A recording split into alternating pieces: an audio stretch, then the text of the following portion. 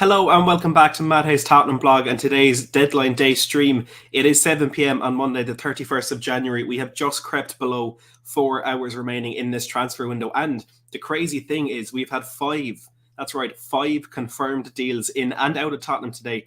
And we are expecting a sixth. We'll go through all of the details in all of those very, very soon. We'll be joined by a number of guests throughout the show as well. So do make sure to stick around for some new voices on the channel as well. Two signings is the main thing today. Three departures so far and a fourth potentially coming. So do stick around for that. If you are new to the channel, hit that subscribe button down below to get involved in the live chat and to join in today's deadline day discussion.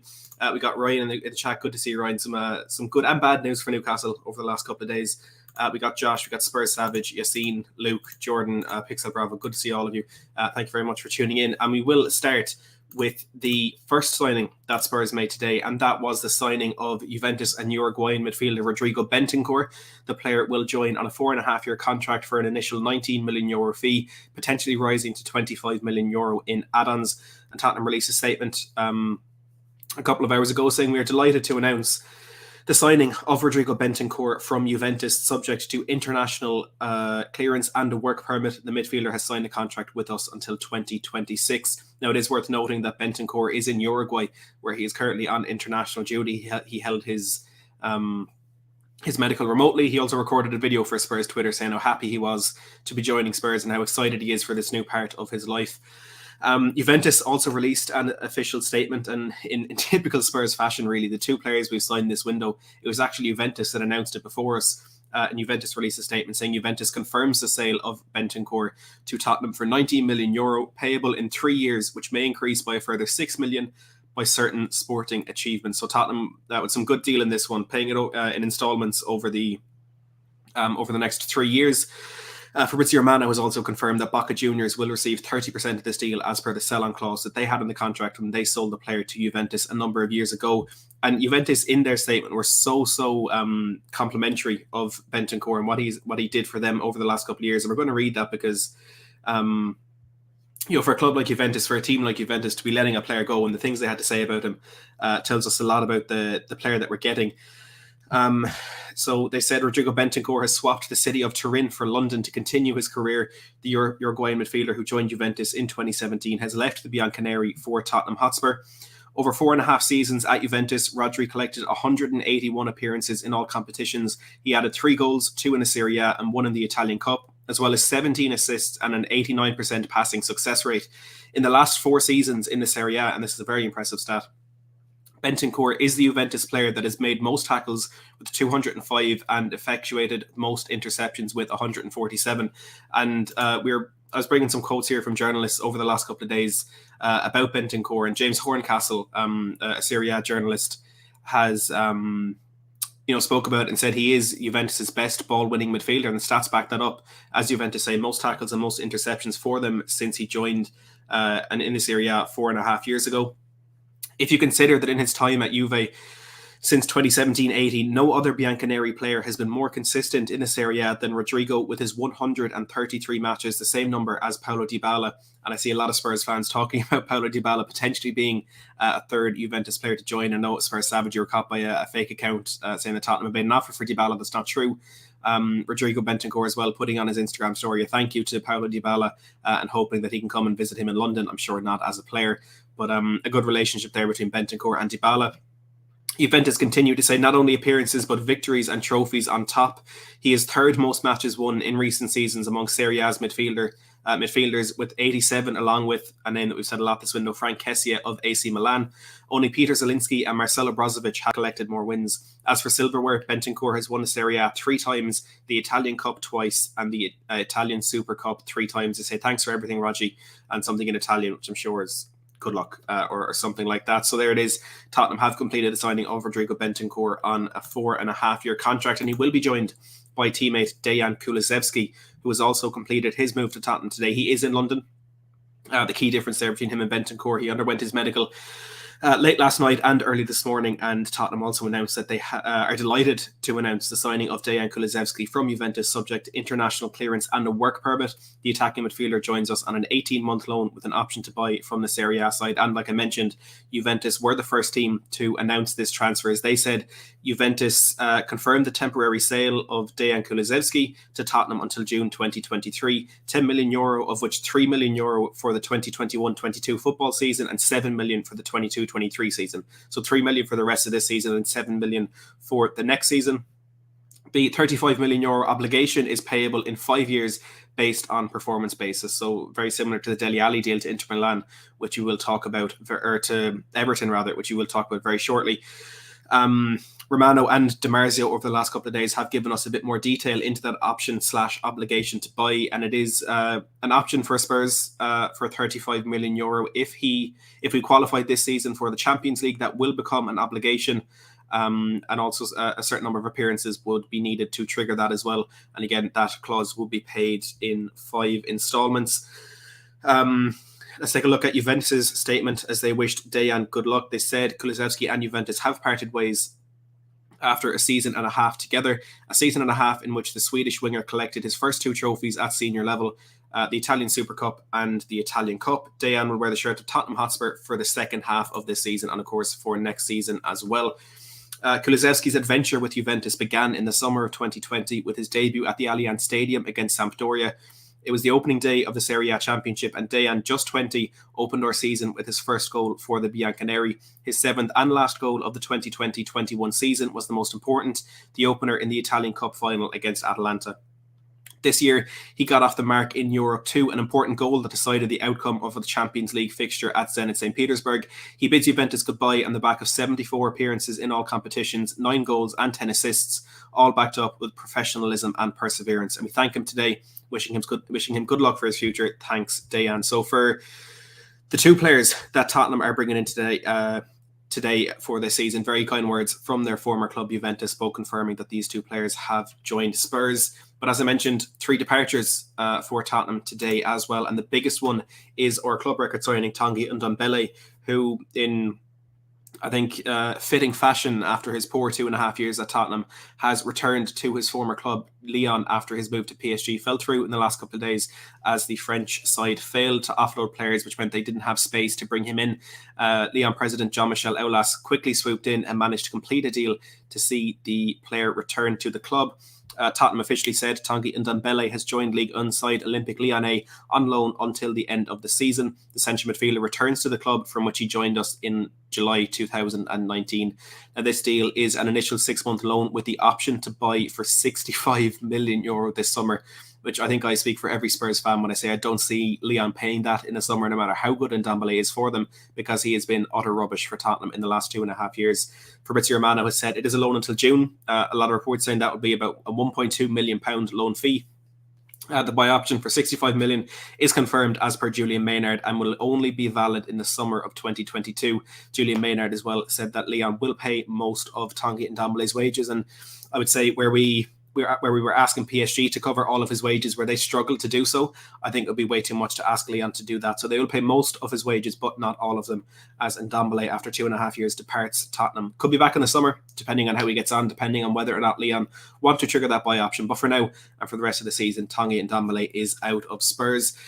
He'll be joined on the departure list by a player that joined him in the same summer, coming to Spurs, and that is Giovanni Lo Celso, who has officially joined Villarreal on loan until the end of the season, when the reigning Europa League champions will have the option to buy the Argentinian midfielder. I haven't seen any reports on what that figure is, but that option will be there for Villarreal. It's Charlie Eckelger who said that the loan until the end of the season with an option to buy after Spurs release an official statement saying Giovanni Lo Celso has joined La Liga side Villarreal on loan for the remainder of the season.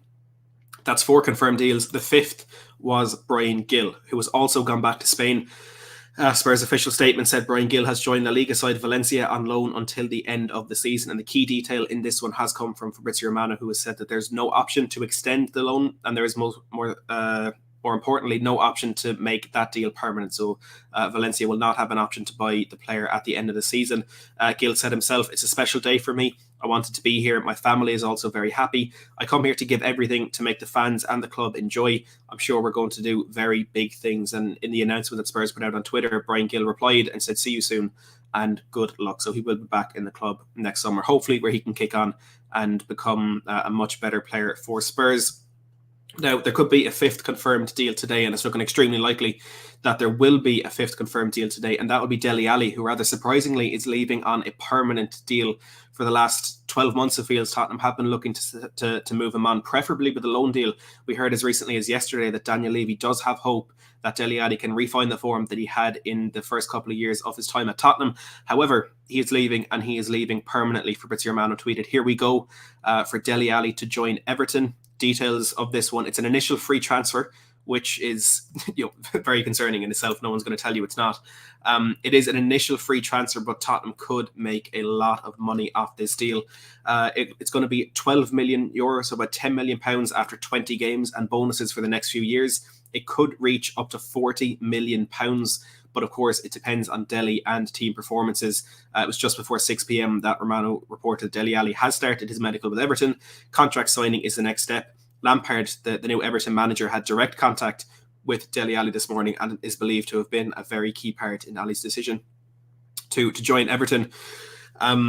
Just a quick opinion bit on that, I suppose. It's very good business by Tottenham, because if we try to sell him on a permanent deal now, we're not really going to get that much money for it.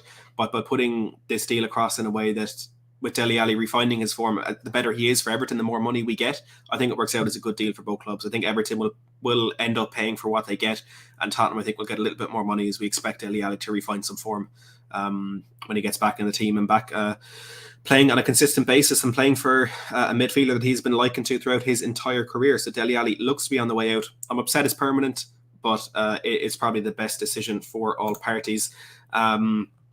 Now, one deal that will not be happening today is Steven Bergwijn. He will not be joining Ajax, and he will be staying at Tottenham until the end of the season, at least as per the request of Antonio Conte. Fabrizio Romano has tweeted, "It's over for Steven Bergwijn to Ajax. The deal is not going to happen, as Tottenham want €25 million, and Antonio Conte prefers to keep the player." Mike Verwij of the Telegraph in the Netherlands, who's been right on top of this deal from day one, said Ajax have pulled out from negotiations with Tottenham for the Steven Bergwijn deal. So it does seem as though that magical 80 seconds at the King Power Stadium are the turning point in Steven Bergwijn's time at Tottenham for now, and he will stay at the club. He will be an option for us up until the end of the season. Another one move that will not be happening, and one that was personally blocked by Antonio Conte, is a potential loan move for Harvey White. And Dan Kilpatrick has said that Conte has blocked a loan move for the player. He was wanted by Hull, Luton, Sunderland and Portsmouth, but the Ndombele, Dele and Lo Celso departures mean he's staying put. And well, that will raise questions as to the likelihood of Tottenham bringing in another midfield player this window on top of Rodrigo Bentancur. And I think the fact that we are blocking that move for Harvey White and that we are keeping Harvey White, I think probably suggests that a move for another midfielder in is highly unlikely, if at all possible.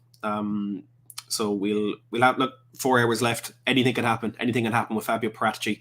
We'll have to wait and see how that pans out. But the latest update from Alistair Gold is that Tottenham are yet to completely rule out more movement today, but an expectation at this stage is that the 2 new arrivals could be the only ones. So I think that's the line we've been hearing over the last 24 hours since it became apparent that these deals for Bentancur and Kulusevski would be completed. There's an expectation that is all we'll get, but is not being ruled out that more deals could come in. We did hear this morning that Tottenham actually made a late approach for Atletico Madrid right wing back Yannick Carrasco. The player is valued at up to €60 million and I think has a release clause for up to €80 million. Tottenham are one of a number of clubs who approached the Spanish side for the player, but this late in the window they were unwilling to sell and told Tottenham there was a 0% chance of happening. As Clayton says there, we've received half of Marcus Edwards' sell-on fee to Sporting Lisbon, which is supposed to be about $7.5 million. So a bit more money coming in there for Spurs, but I'm not sure that's enough to allow more incomings. We're going to be joined very shortly by David Harris, the Irish Hots. We've got 500 people in here already, and all I've done is just reported on the deals that happens. We haven't even got into the good part of the stream, so please do hit that like button if you are enjoying the stream already, and subscribe as well to the channel down below if you haven't yet done so. And we're going to talk with a number of people about what this means for Tottenham. You know, is this a good window? And I'll give you a little bit of an insight into what I think having let Ndombele, Lo Celso and Dele Alli go and only brought in one midfielder in Rodrigo Bentancur, I think we're taking a massive risk. I do think we're taking a massive risk. And look, everyone who watches this channel consistently or who has watched throughout this January transfer window will tell you that I'm an eternal optimist when it comes to Tottenham, and quite often I'm blinded by my own positivity when it comes to the club, especially when it comes to transfers. But I've seen people make the argument on Twitter today that we're getting rid of Ndombele, Ali, and Lo Celso, who individually didn't really offer much to our first team, and bringing in Rodrigo Bentancur, who has the quality and has the attributes to become a starting midfield and a very important part of our midfield. But what I would say to that is he's one player. Dele Alli and Lo Celso, or Dele, Ndombele and Lo Celso are three players, and three players that at different times throughout the season we have really relied on in terms of having the options there, even if it wasn't a case of putting them in the team to change games or to be the key player for us in any moment. They were options, and I think having lost two options in that midfield, I think we are taking a big risk, and hopefully it's not one that will come back to bite us. But the two players that we have brought in, I think, are two good signings in Rodrigo Bentancur and Dejan Kulusevski. So hopefully they can get started quickly. Of course, the next game is against Brighton in the FA Cup on the 5th, which I believe is Saturday. So we're playing Brighton in the FA Cup on Saturday. Rodrigo Bentancur, as I mentioned, is still on international duty. He plays his final game on this international break for Uruguay tomorrow night, after which he will fly to London to meet up with his new team. Will he be available for the game on Saturday? I'm not too sure, but I would hope to see at least Kulusevski to be in part of that squad on Saturday. Update from Fabrizio Romano on the future of Dele Alli, and he says that Dele Alli is still having his medical with Everton, started 1 hour ago and now ongoing. Club sources still waiting for him to go and sign the contract later tonight. So he says, let's see, which is a bit concerning. Maybe this is one that will go right down to the wire. Maybe this is one that will be cutting it fine with that 11 o'clock deadline. Of course, what's worth noting every window is that as we get closer to that deadline, teams in the Premier League have the option to submit what is called a deal sheet, in which they have to essentially lay out the details of an agreement they have made for a transfer that has not yet been able to be completed. So let's say we get to 10:30 and it doesn't look as the paperwork will be through for the Dele Alli deal in time. Well, Everton can then submit this deal sheet to the Premier League, which would allow them a 2-hour extension on the deadline. So we could possibly be waiting up until 1 a.m. for this Dele Alli deal to be completed. I don't think I'll be staying up till 1 a.m. I'll be honest with you. I've been working since 8 in the morning, but hopefully this one will be done a little bit earlier and done in time for the initial deadline. Now look, let's talk signings. And let's talk, first of all, we got Paul Markey with the €2 super chat. Paul, as always, thank you so much for that. Says January is the prep, the real work will happen in the summer, and I agree. And I think that's been the story of this window. That's been the story of what's we've expected from this January transfer window for Tottenham. And I think that the prep is decent, but it's not good enough for us to be guaranteed top four, which I think is what we needed. The race for the top four again this season is very similar to what it's been the last couple of seasons, and it's a lot of teams dropping points, and whoever drops the least points should get in there. And if you want to have that big summer, if you want to have this huge transfer window, well, we needed to get deals done this window to put ourselves into the Champions League, at which point we can sign better players in the summer. I'm not sure we've done enough to do that. I hope to God I'm wrong, but Paul, you're absolutely right. January is the prep. The real work will happen in the summer. And part of that prep, got another Claude with that comment. Another super chat here from Darkson G with the 5,001. As always, Darkson G, absolute legend. Thank you very much. Says, Matt, do you think the two signings will do a walkout to the home fans like Hee-Chan Hwang from Wolves and Varane from Man U? I hope they do if they don't play. Look, I mean, I hope so. It's always an exciting moment when you get new signings in. I'm sure it'll be an exciting moment for them as well when they come out to the home crowd for the first time. I remember being at White Hart Lane for their game against Everton in August of 2015 when Heung-min Son did that very thing. Our next home game is against Southampton next Wednesday. So the players might take part in that game against Brighton on Saturday, but if not, I would hope they do a walk out to the home crowd on next Wednesday just to introduce themselves. It'll be a good moment for all involved. But look, let's talk about the first signing, which is Rodrigo Bentancur. And I have images here, the first images of him as a Tottenham player, which I forgot to upload into my software here. But let's get this up really quickly. A few images put out by Spurs throughout the course of the day, and there he is. On the left, signing that contract, Dejan Kulusevski officially becoming a Tottenham Hotspur player. And on the right, one of the first pictures of him in the jersey. And there's a number of images out there. And he has actually released a video on Twitter, which I'm going to try and get up here as well in a couple of minutes.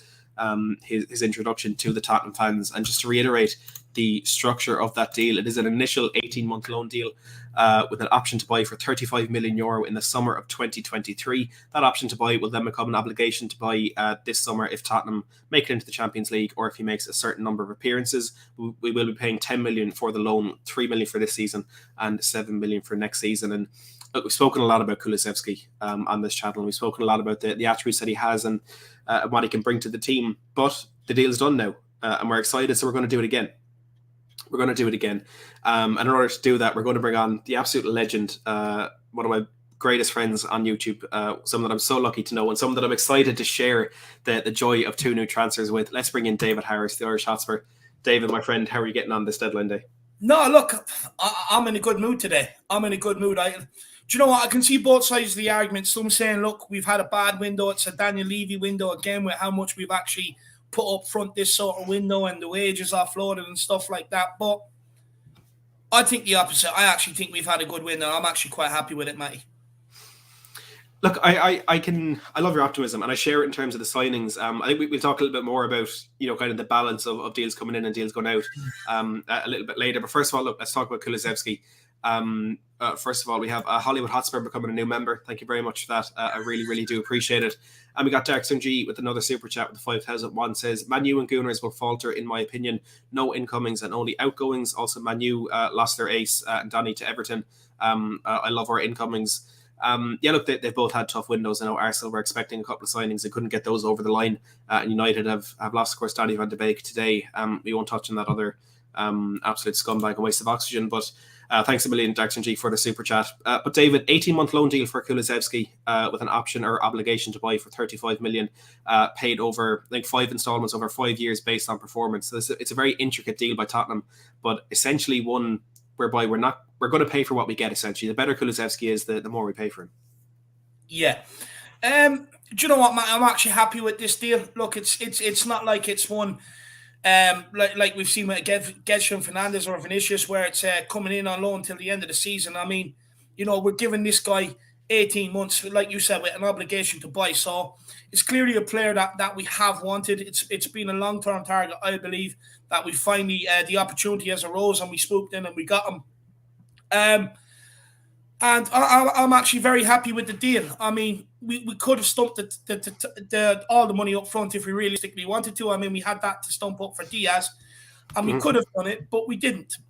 And what we have done is we've structured it. Obviously, the better he gets, the more we pay. But we're getting a player that's hungry, that has maybe lost his way a little, but wants to prove himself. And you look at what Conte has already done with some of this squad. Why can't he get Kulusevski back firing? Let's be honest. People have only started talking about him being a bench warmer or out of favour since Allegri has come back in. Before that, he was in favour. They really liked him. This is a player that Cristiano Ronaldo has spoken very, very highly of. This is a player that when you look at him, he's all the attributes to succeed and hit the ground running. He's strong. He's 6'1". He's powerful. He's got a bit of pace.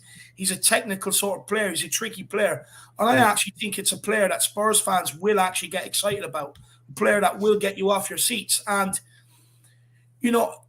look, we should be looking at players coming down from Juve because they're a step above us. They are a step above us. And a place like Tottenham is the right place for him to succeed. We're still a big club.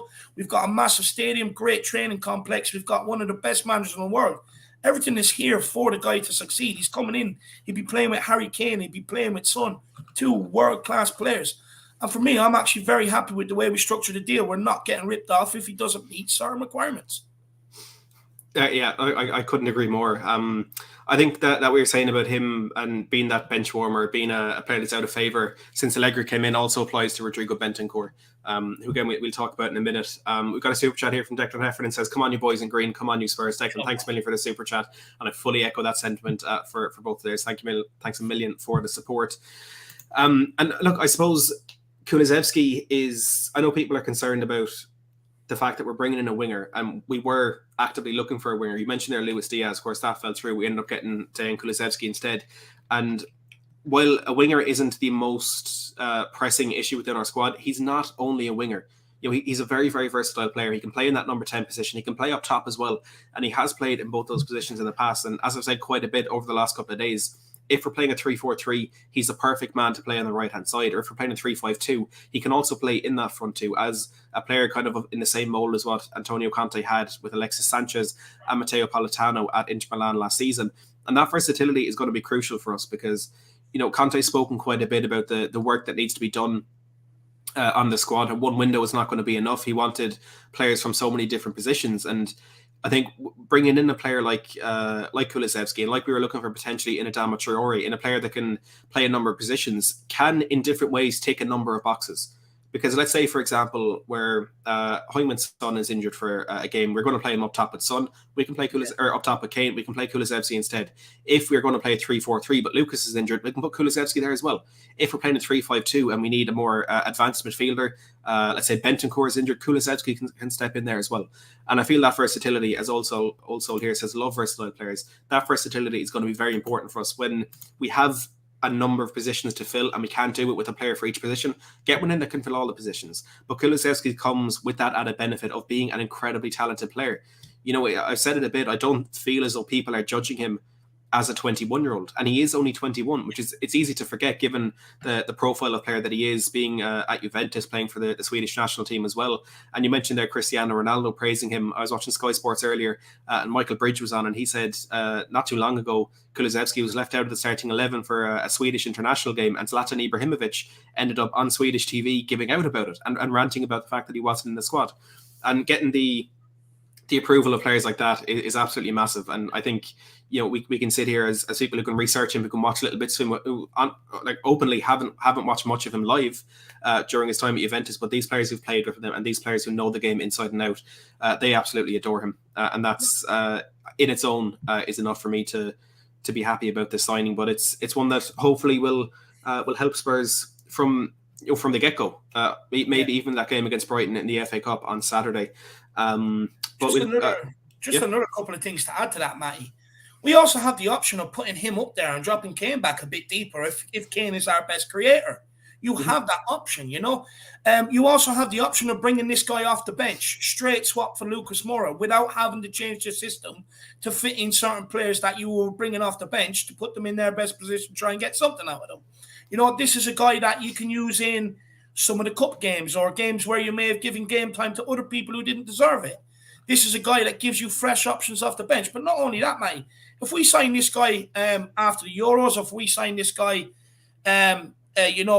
before this, people would have been saying 35 million, absolute steal for this guy, for the prospect that he is. Now, I get a lot of people are looking into his assists and his goals and saying there's not a lot of end product there. Look, we're talking about a 21-year-old, guys. A 21-year-old, who's trying to break in at Juventus. Not Tottenham Hotspur, Juve. A team that over the years, you look at some of the players they've had stockpiled in positions. They've had quality throughout, sometimes 2-3 quality players in every position. And he still found a way of fighting in amongst them. For me, this is a player we would have definitely went after this summer.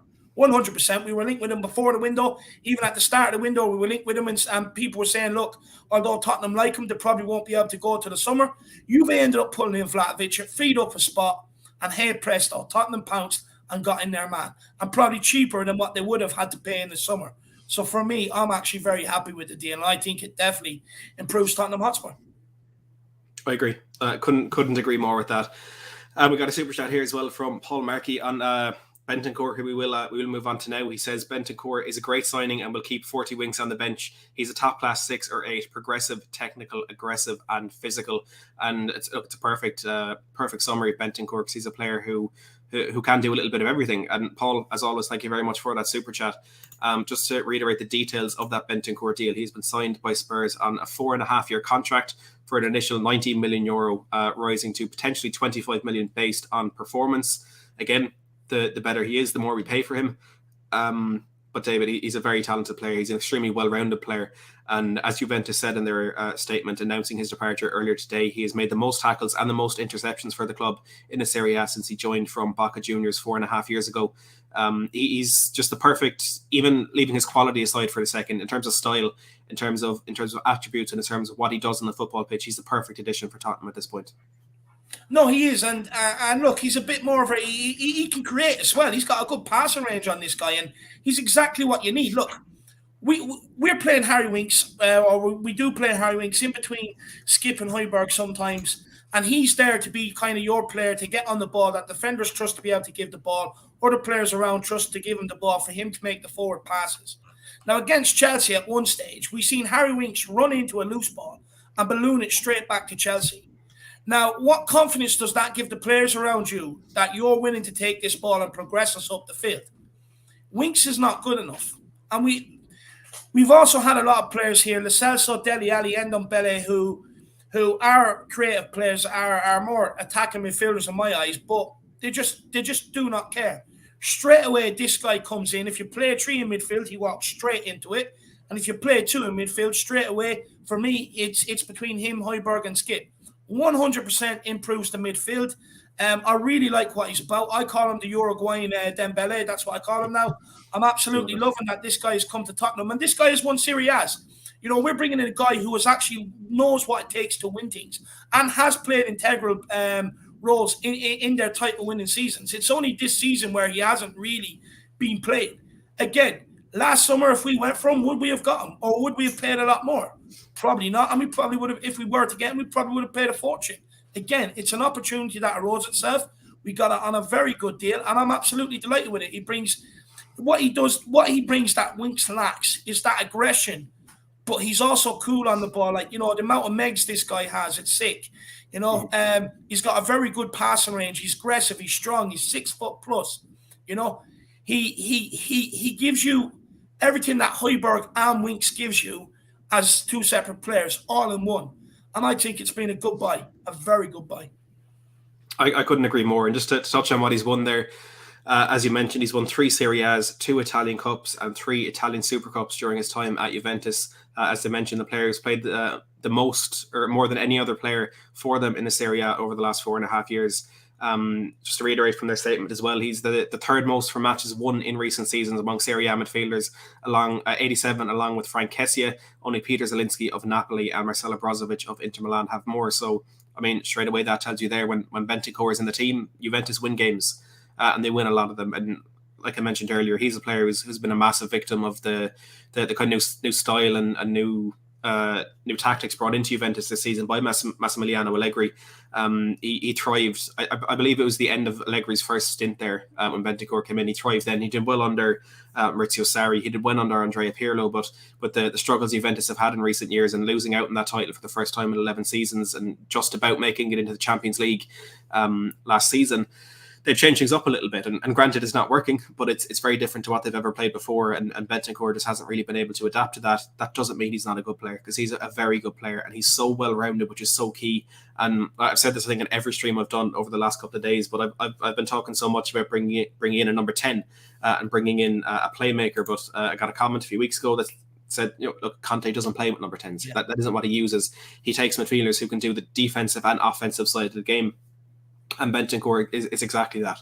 You know, he's some of the best stats defensively in terms of ball progression and passing and ball retention and all that in the top 5 leagues of European football over the last year. And that's so key. And it'll be difficult to adapt to the Premier League. Of course, it is for every player. But he has a lot of talent that he can use to help him on his way. If Jackson G with the 2001 here says, I love how he brought two tall players and physical players. Absolutely true. I mean, we've, as he says here as well, another super chat says, hopefully those two help our set piece headers. Come on, you Spurs, Jackson G, as always. Thank you so much for the super chat. And I mean, it's important. We're lacking physicality in the midfield. I think Giovanni Lo Celso in particular, who was of course a part of the club today as well, he's not the most physical player, and Ndombele I think has the attributes and the kind of build to be when he's not really, and Dele Alli is just Dele Alli over the last couple of years. Well, it's every attribute I think they've brought in, they've been handpicked. It's really important, and I see people saying they're second options, they're backup options, they're this, they're that. Presti doesn't have backup options. He has 4, 5, 6 first options, and then he goes for the best one. He can get that best deal. He can bring them in, and look, I said yesterday, I'm slightly suspicious of the fact that as soon as things go wrong, all of a sudden he gets two very good deals, or deals that look very good from his former club. I'm not entirely trusting of that, but I know they're two quality players, so I'm gonna hope for the best. I'm gonna hope that they are good additions, but they come in, of course, taking the place of a number of players who had left Spurs. Of course, Tanguy Ndombele back on loan at Lyon until the end of the season with a potential buy option for €65 million.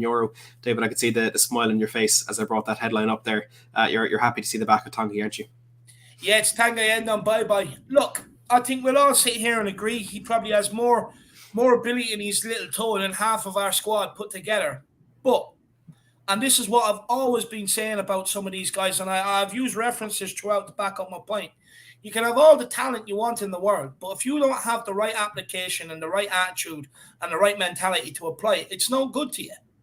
It's no good to you. And that's sometimes why you see some great Sunday League players who have never made it, because they didn't have the right mentality and stuff like that. But look, you go to Ravel Morrison, one prime example. Everyone at United picked this kid to be the next world global superstar. Sir Alex Ferguson, who gets barely anything wrong. But what he didn't have is he didn't have the mentality. He says that himself. And Adel Taarabt that we had at Tottenham, there's another one.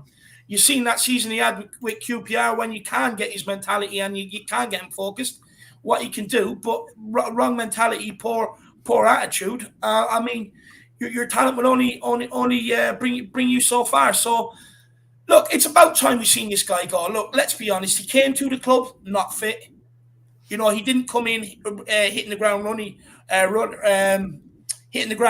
ready to help Pochettino. Pochettino lost his job.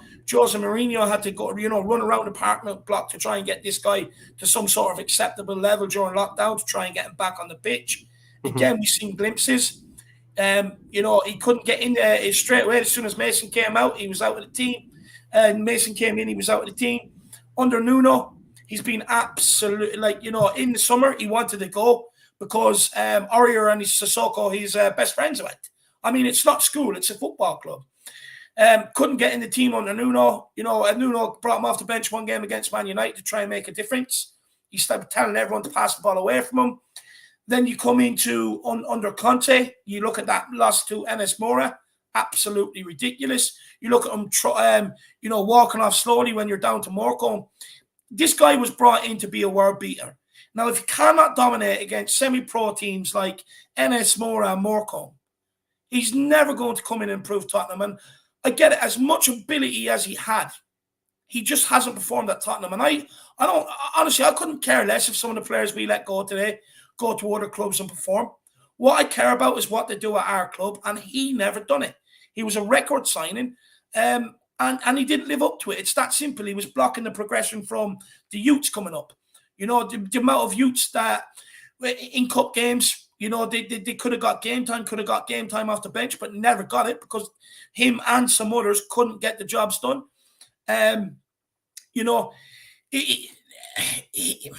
Look, he was a bad example to all the youngsters as well. A bad example. You don't want youngsters looking up and saying, well, as long as I'm talented, I can sit there and take my wages, even if I don't perform, because everyone's going to stick by me because I'm talented.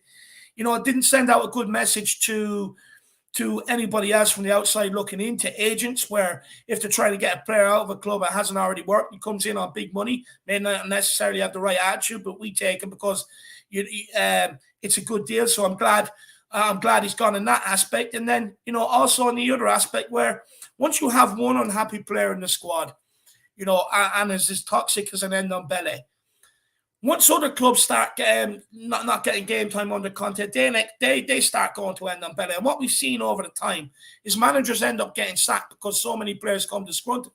But that all starts from that one small group. Every single manager will tell you that. I listen to a lot of manager podcasts, and they all tell you that. And for me, the fact that we've even managed to recruit anything for this guy, let alone put a 65 million buyout, which, may I add, we still owe money for Dembele. Or for Ndombele. So they don't actually have to pay us 65 million. Whatever we still owe them will be cut off that.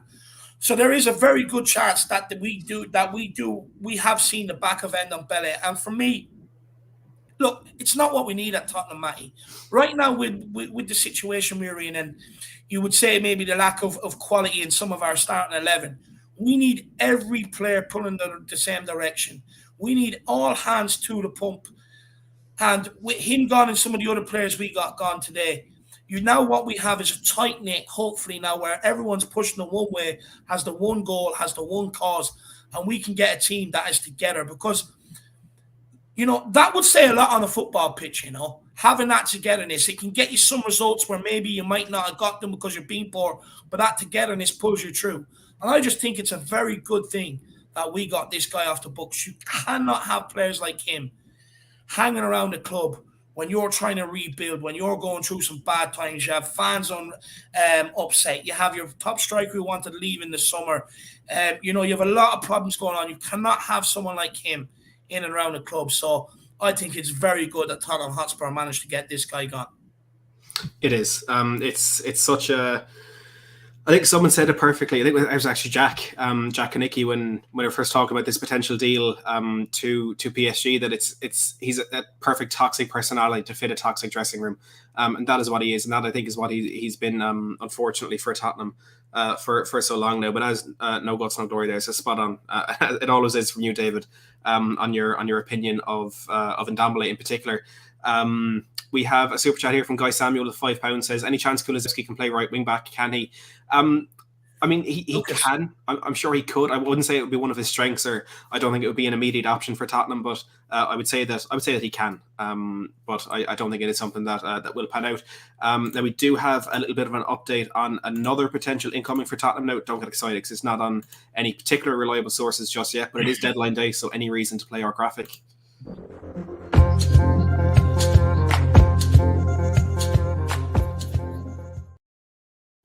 The update is on Barcelona winger Ousmane Dembele. There's a number of sources saying that Tottenham's interest in Dembele could be about to become a little bit more.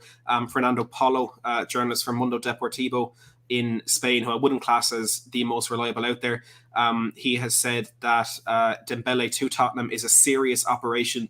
Matteo Moretto, the ever-reliable Italian journalist, has now decided to come out and say that Fabio Paratici has always liked Dembele.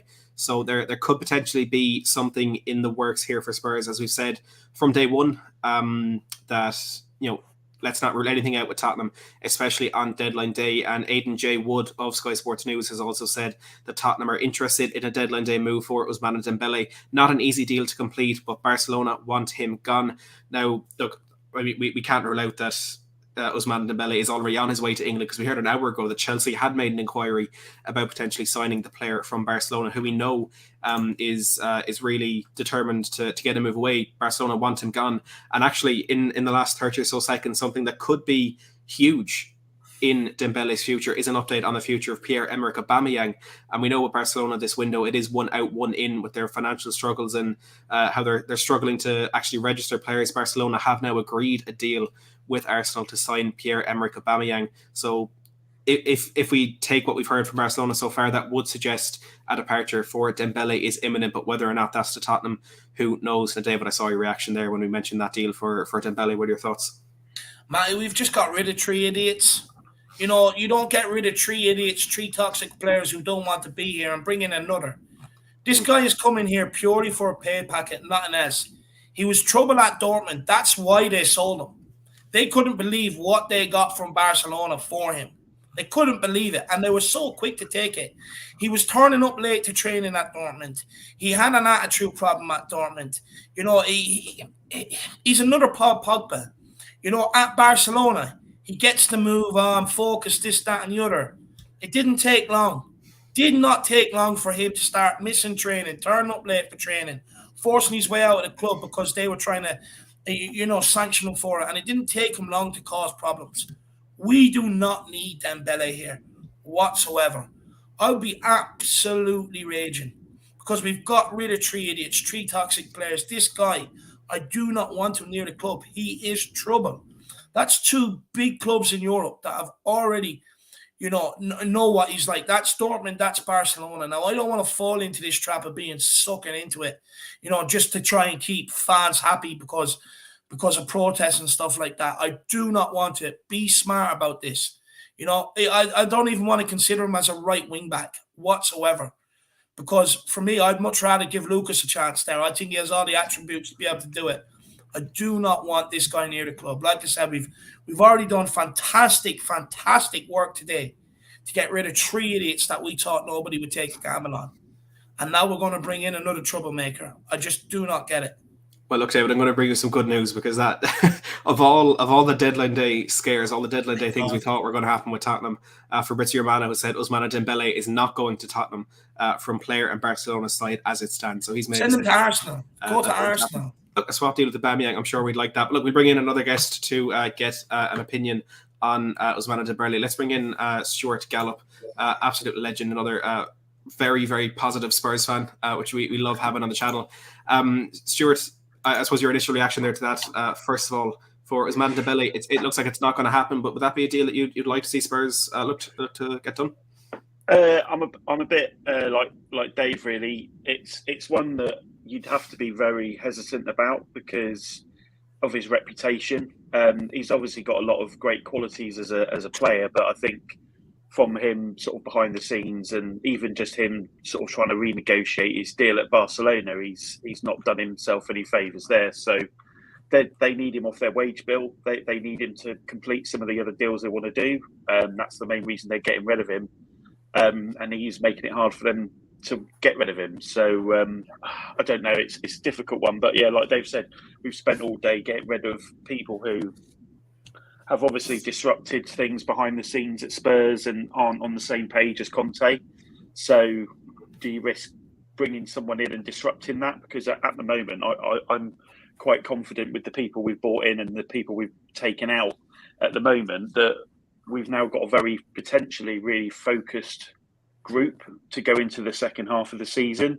And I'd be quite nervous about disrupting that. Yeah, no, I couldn't agree more. Couldn't agree more on that one. Look, for me, Dembele, he's just injury prone, and that in itself would be enough for this not happen to me. Not for this to not happen to me. Is that English? It probably is. Look at that, our injury record. We're like Giovanni Lo Celso with Eric Lamela, with so many other players. We don't have the best medical department. Let's not put them under any more stress. Just to reiterate there, from Fabrizio Romano, Dembele will not be joining Tottenham as it stands. Being key there. Darkson G with another super chat at the 5,001 says Paratici got rid of our Deadwood in half a season. Tanguy, Dele, Lo Celso in the winter, and Aurier Sissoko in the summer. He surely is a god. Don Fabio living up to the name in terms of outgoings for now. Maybe not with enough incomings, but look, he's Don Paratici. He's cooking, as David said, and so that is a good time to bring us on to our discussion for the next departure, which is Giovanni Lo Celso, who has joined Villarreal on loan until the end of the season, when Villarreal will have an option to buy the player. Stuart, we'll start with you on this one. What are your thoughts on Lo Celso's departure? Yeah, good riddance. See you later. Spends more time and effort playing for Argentina than he ever has for Tottenham. He's just not the player that we were hoping for, and he doesn't fit into Conte's way of playing. He's not dedicated enough. He doesn't work hard enough, and as I said, he's always put Argentina above Tottenham ever since he's been at the club. And this season in particular, I found a lot of the way he was approaching that stuff quite disrespectful to the club, even though obviously the club don't want to block people going off on internationals and stuff like that. But there was a way of doing it, and he did it entirely the wrong way. And, you can just tell the vibe of him. You just don't need it around the club. And it only takes one or two people not to be at the same level as everyone else, and it brings the group down. And I think that's why we've basically just said, get them out at any cost. And you can tell by the way that these deals are being done, whether it's a loan or whether it's like the Dele deal where it's a very low initial fee. That's never been heard of when it's just been Levy at the reins on transfers. So Paratici is obviously taken Conte's sort of recommendations and just getting out at all costs. And I think that's what's happening. And so, yeah, I hope he does well there, because then he can go in the summer for a decent fee. But yeah, we're not going to miss him at all. Yeah, look, I agree in that. And to follow on for your point there about like the structure of these deals, I've said it all along that even if you're looking at the Adama deal falling through and straight away we have Luis Diaz, that falls through straight away, we're on to Kulusevski, that sort of planning and that sort of not dilly-dallying around and trying to find a new target, having it ready to go if something is needed. That's Paratici. Daniel Levy's never been like that, and as smart a businessman he is, he's just not good with transfers, is he? So I am confident that it is Paratici who is doing this. But David, we got a report from Dan Kilpatrick last week or the week before saying that Giovanni Lo Celso isn't particularly liked around Tottenham, which I think, or like around the dressing room, is a very harsh report. I mean, I'd question who leaked that from the club, why they would leak that, and why Kilpatrick would publish. But look, it was said, and it's hard to really disagree with it or hard to question its truth because of just the way things have panned out for Lo Celso. Do you think he could have a future at Tottenham if he has a good spell at Villarreal, or is this the end for Lo Celso? No, look, he went from GLC to TLC, Matty. He came to Tottenham for a vacation. Let's be honest about it. He was only ever fit for Argentina. Look, for me, it's good riddance. I hope Villarreal do take up the option to buy. I really do. Honestly, it's the only time I support Lo Celso. So please go over there and play well.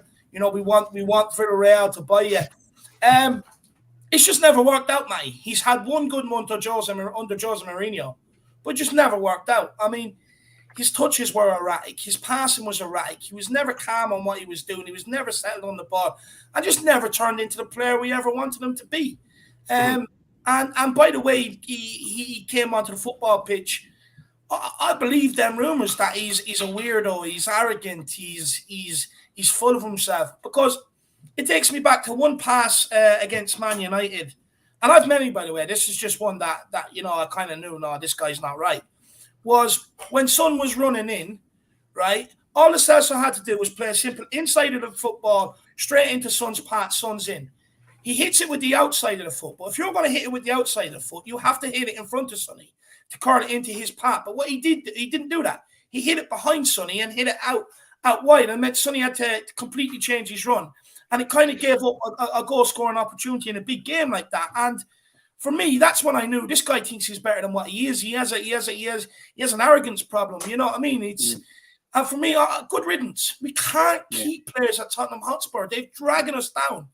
And for me, I'm happy with the signings we got, the players we got out today. I know a lot of people are going to say, well, it's left us a bit short, this, that, and the other, but has it really? No, it hasn't. Look at the squad we had. Minus take Lo Celso, Dele Alli, and Ndombele off it. You brought in Kulusevski, and you brought in the midfielder, and you let Gil go. So you have strengthened it in terms of numbers by that one extra player, in my opinion. Because the other three have never done anything. And for me, I think it's good that we're now getting in quality over quantity. The reason why we've been in this situation is because of mismanagement of the finances in terms of who we're spending money on. We haven't done enough research into the background. But also, we were trying to make the money spread in terms of quality, of quantity over quality. It was more fill this position, fill that position. And I know fans have been calling for it today. They want the second striker. They want a right wing back, this, that, and the other. And I get it. I share the frustration. So do I. But do we want to? We're never going to be able to do all of that in January, though, were we, Dave? No, and this is the thing. And can I just? Before we continue this conversation, there's another update on Ousmane Dembele. Before we get to that, I want to bring in our next guest, the absolute legend that is Shan from the Cheese Room podcast. Shan, before we get into Dembele, thanks. She's alive. Just about alive. Always good to see. Getting there, sweating all the COVID out. I'm starting to feel a bit more human now. I can move a bit this evening, so I thought hop on and say hello. That's always a positive. Always a positive. I've been lucky that it hasn't gotten to me too bad. So I think I'll be fine. But Shan, good to see you're feeling better, and good to have you on here as well. And look, I suppose we'll go to you on the latest news on Ousmane Dembele. There's 4 or 5 different reports, all suggesting different things coming out at the moment. I feel like this is going to be the big one for Tottenham this deadline day in terms of rumours, whether or not they're true. We first of all, Gerard Romero, top class source for Barcelona, has said in the last 10 or so minutes that Aubameyang is nearing a deal to join Barcelona, with Ousmane Dembele being pushed closer to the exit door. Then after that, immediately after that, we'd Lark Tanzi of RMC Sport say that Dembele is not leaving Barcelona and he's going to be staying there. Then we had Rudy Galletti in the last 5 minutes, who said Tottenham have made a, quote, rich offer to Ousmane Dembele in the last hours and are trying to convince the player. Then immediately after that, Javi Miguel said that Dembele has turned down Tottenham. So I think, Shan, basically taken from that, we have no idea what is going on with Ousmane Dembele. We've no idea where things stand with the player potentially coming to Tottenham. But look, this is our big one this deadline day. What are your thoughts on the player? I think it's a tough one. There's no doubt in his quality. There's no doubt in that he's got bags and bags of potential. But I just think we've just done some good work in shifting Tanguy and Dembele out of the club. I want you to bring in another version of Tanguy in Dembele, someone that's injury prone, someone that's known to have attitude issues, application issues. Is he really going to be a Conte type player that's going to run and work the badge? Is that really what we need? I don't think it is. I think just for the case of satisfying a few angry fans, I don't think it'd be the definition of a panic buy. I just don't think it's what we need at Tottenham right now. We've done so much good work to get the toxicity out of the club. I don't think we need to bring any more in. Yeah, I couldn't agree more. And another update, because that's just the way this deadline day is going. Fabrizio Romano has now tweeted, again, Ousmane Dembele to Tottenham is not a possibility for the final hours of deadline day. No chance, same message from club and player side.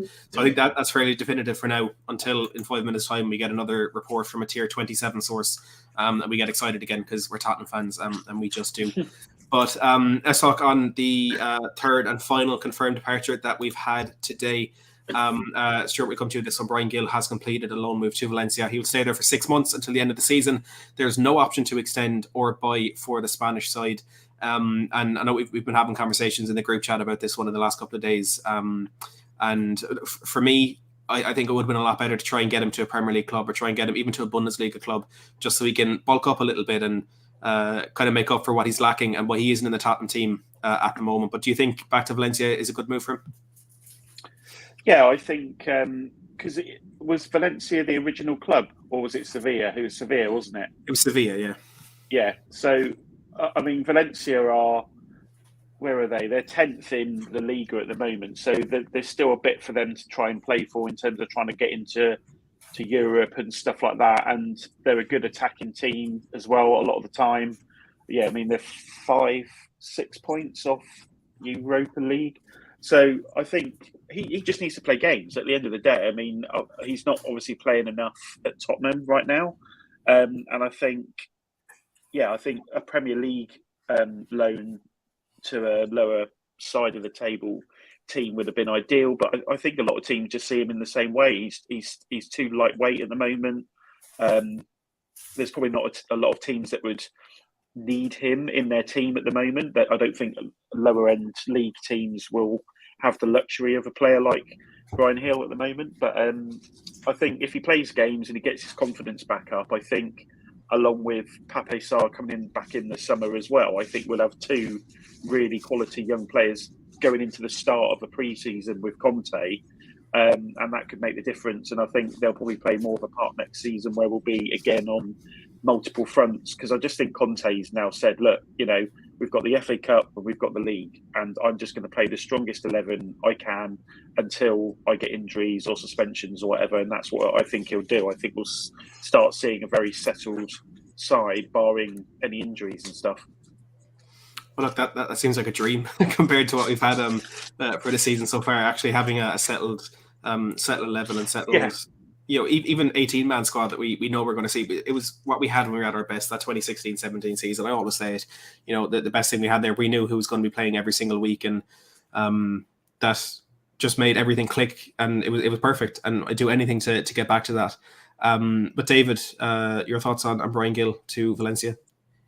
Do you know what? I'm sad, Matty, because I really like Gill. I think, it's a hard one, because I think you look at him, I think he has all the ability in the world. I think he can become a top-class player. I look at some of the players he's had to play with in amongst some of the appearances he has made, Tanguy and Dembele, Lo Celso, Wally, who haven't really cared. And when you've looked at them games, in his mind, he's 10 times quicker than them. And, he's really tried hard at Tottenham. You see him make runs in behind. If he's not fouled, he gets himself back on side quick, to be able to receive it. If he's lost the ball, he's run after it. So, the fact that he is trying is very good. I just think maybe he's probably tried a little too hard and things haven't come off for him. But he's only 19. The guy, I mean, the kid has a lot of time on his hands. And I think if he's only going to be surplus to requirements for the rest of the season, it makes sense to send him out on loan. Let him try and get a bit of game time. Maybe bulk up a little. But what he was encouraging on his, I think it was Twitter, he tweeted saying that, he would be back. So the fact that he also wants to come back is encouraging. And I think what will happen is he'll go out on loan. He'll think what went wrong at Tottenham, try and put that right. And when he comes back in the summer, you have a player that is hungry. And it's important that we haven't stagnated his progress just for the sake of having him for an option off the bench if Conte doesn't really fancy him right now. So I think it's a good deal. I'm happy. I love it. Yeah. Love that optimism as always. Shami also here saying a couple of years Gil will be another Modric. And aside from the similarity in looks, I feel like they're two players who are somewhat similar in the style of play, the creativity that they have. I suppose my question to you is, what do you think is the ceiling for Brian Gill at Spurs? Do you think he can move on to be that successful a player for us? I think he'll come back, Alice band and all, and it'll be just, I think the ceiling is incredibly high for Brian Hill. I think he's got the right attitude. He wants to be the best that he can be. My only criticism is we know he can do it in Spain. I'd have liked to see him go to the Championship and just bulk up a little bit. Do you know what I mean? Like, if the problem is that he is homesick and he's struggling to adapt to the culture and all of that, send him to a London Championship club. Let him get used to where he's living. Don't like QPR, they play good football. Send him there for the rest of the season. Let him get some minutes in the Championship. Let him toughen up a little bit. But yeah, I mean, the main thing here, he's getting minutes. Hopefully he'll get some confidence back and he'll come back to Hotspur Way in the summer, ready to really show us the potential he's got. I think he's definitely got bags of it. I think we've all seen it when we've seen him play. It's just doing it consistently at the very highest level, and I don't think he's quite ready for that yet. So great one for the future, but we need players for now ultimately, and we need to. Like Dave said, we can't stagnate his process just to have him on the bench. It's not fair on him, and ultimately we're damaging ourselves if we do that. Yeah, and look, I think in terms of going for the Championship, if you want a player to bulk up, well, there's nothing better than even just one game against Millwall. That I think will literally. If you want to get him a little bit of rough and ready, ragged, put an Alice band on him, he'd be sorted. He'd be having a lovely time in the Championship. But I do think that's what he needs. Just look, it worked wonders for Ollie Skipp.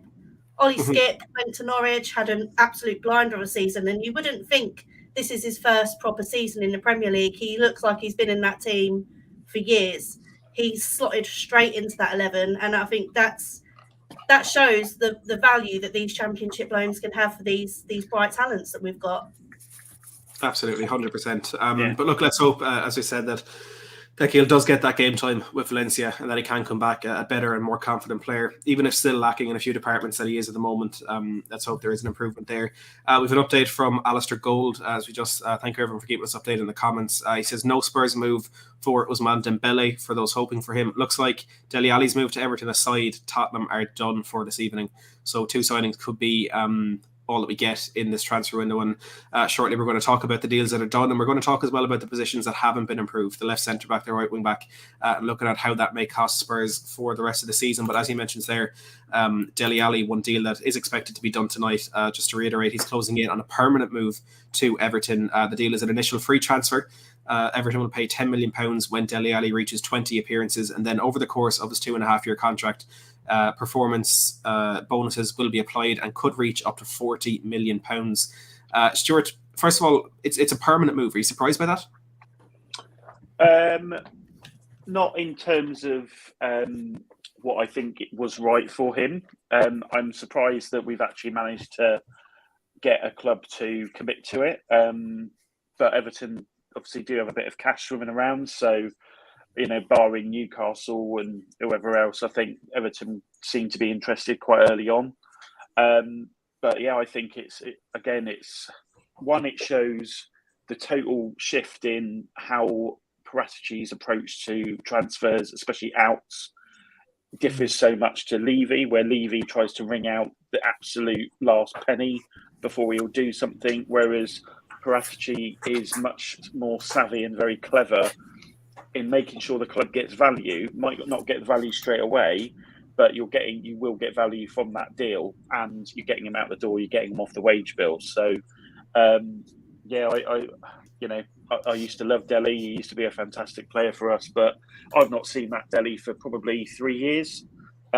So he needed to move on. Every season, he just seems to be more disinterested in actually playing football. Seems to be more interested in doing all these various other stuff. Maybe the change to Everton will change that. But I can tell you something, that if he does what he's done at Tottenham, the Everton fans won't get into him either. They'll lay into him. So maybe that's the change that he needs. So it works for both sides. Everton they're not competing with us for the top 4 or anything like that. And it's another big wage off the bill that we can start putting aside for the summer, which is, as I said before, this is a prelude to the summer. This is the start of the summer work now, which means we don't have to waste a lot of time trying to do these deals then. They are done, and we can focus on getting some ins, I think. Yeah, I agree with you on that one there. We've Jerome as well with the $5 super chat says, I feel you have a weaker squad after this window for some reason. And look, it's something we discussed at the top of the show. I think we will touch on that shortly as well after we speak about Dele Alli.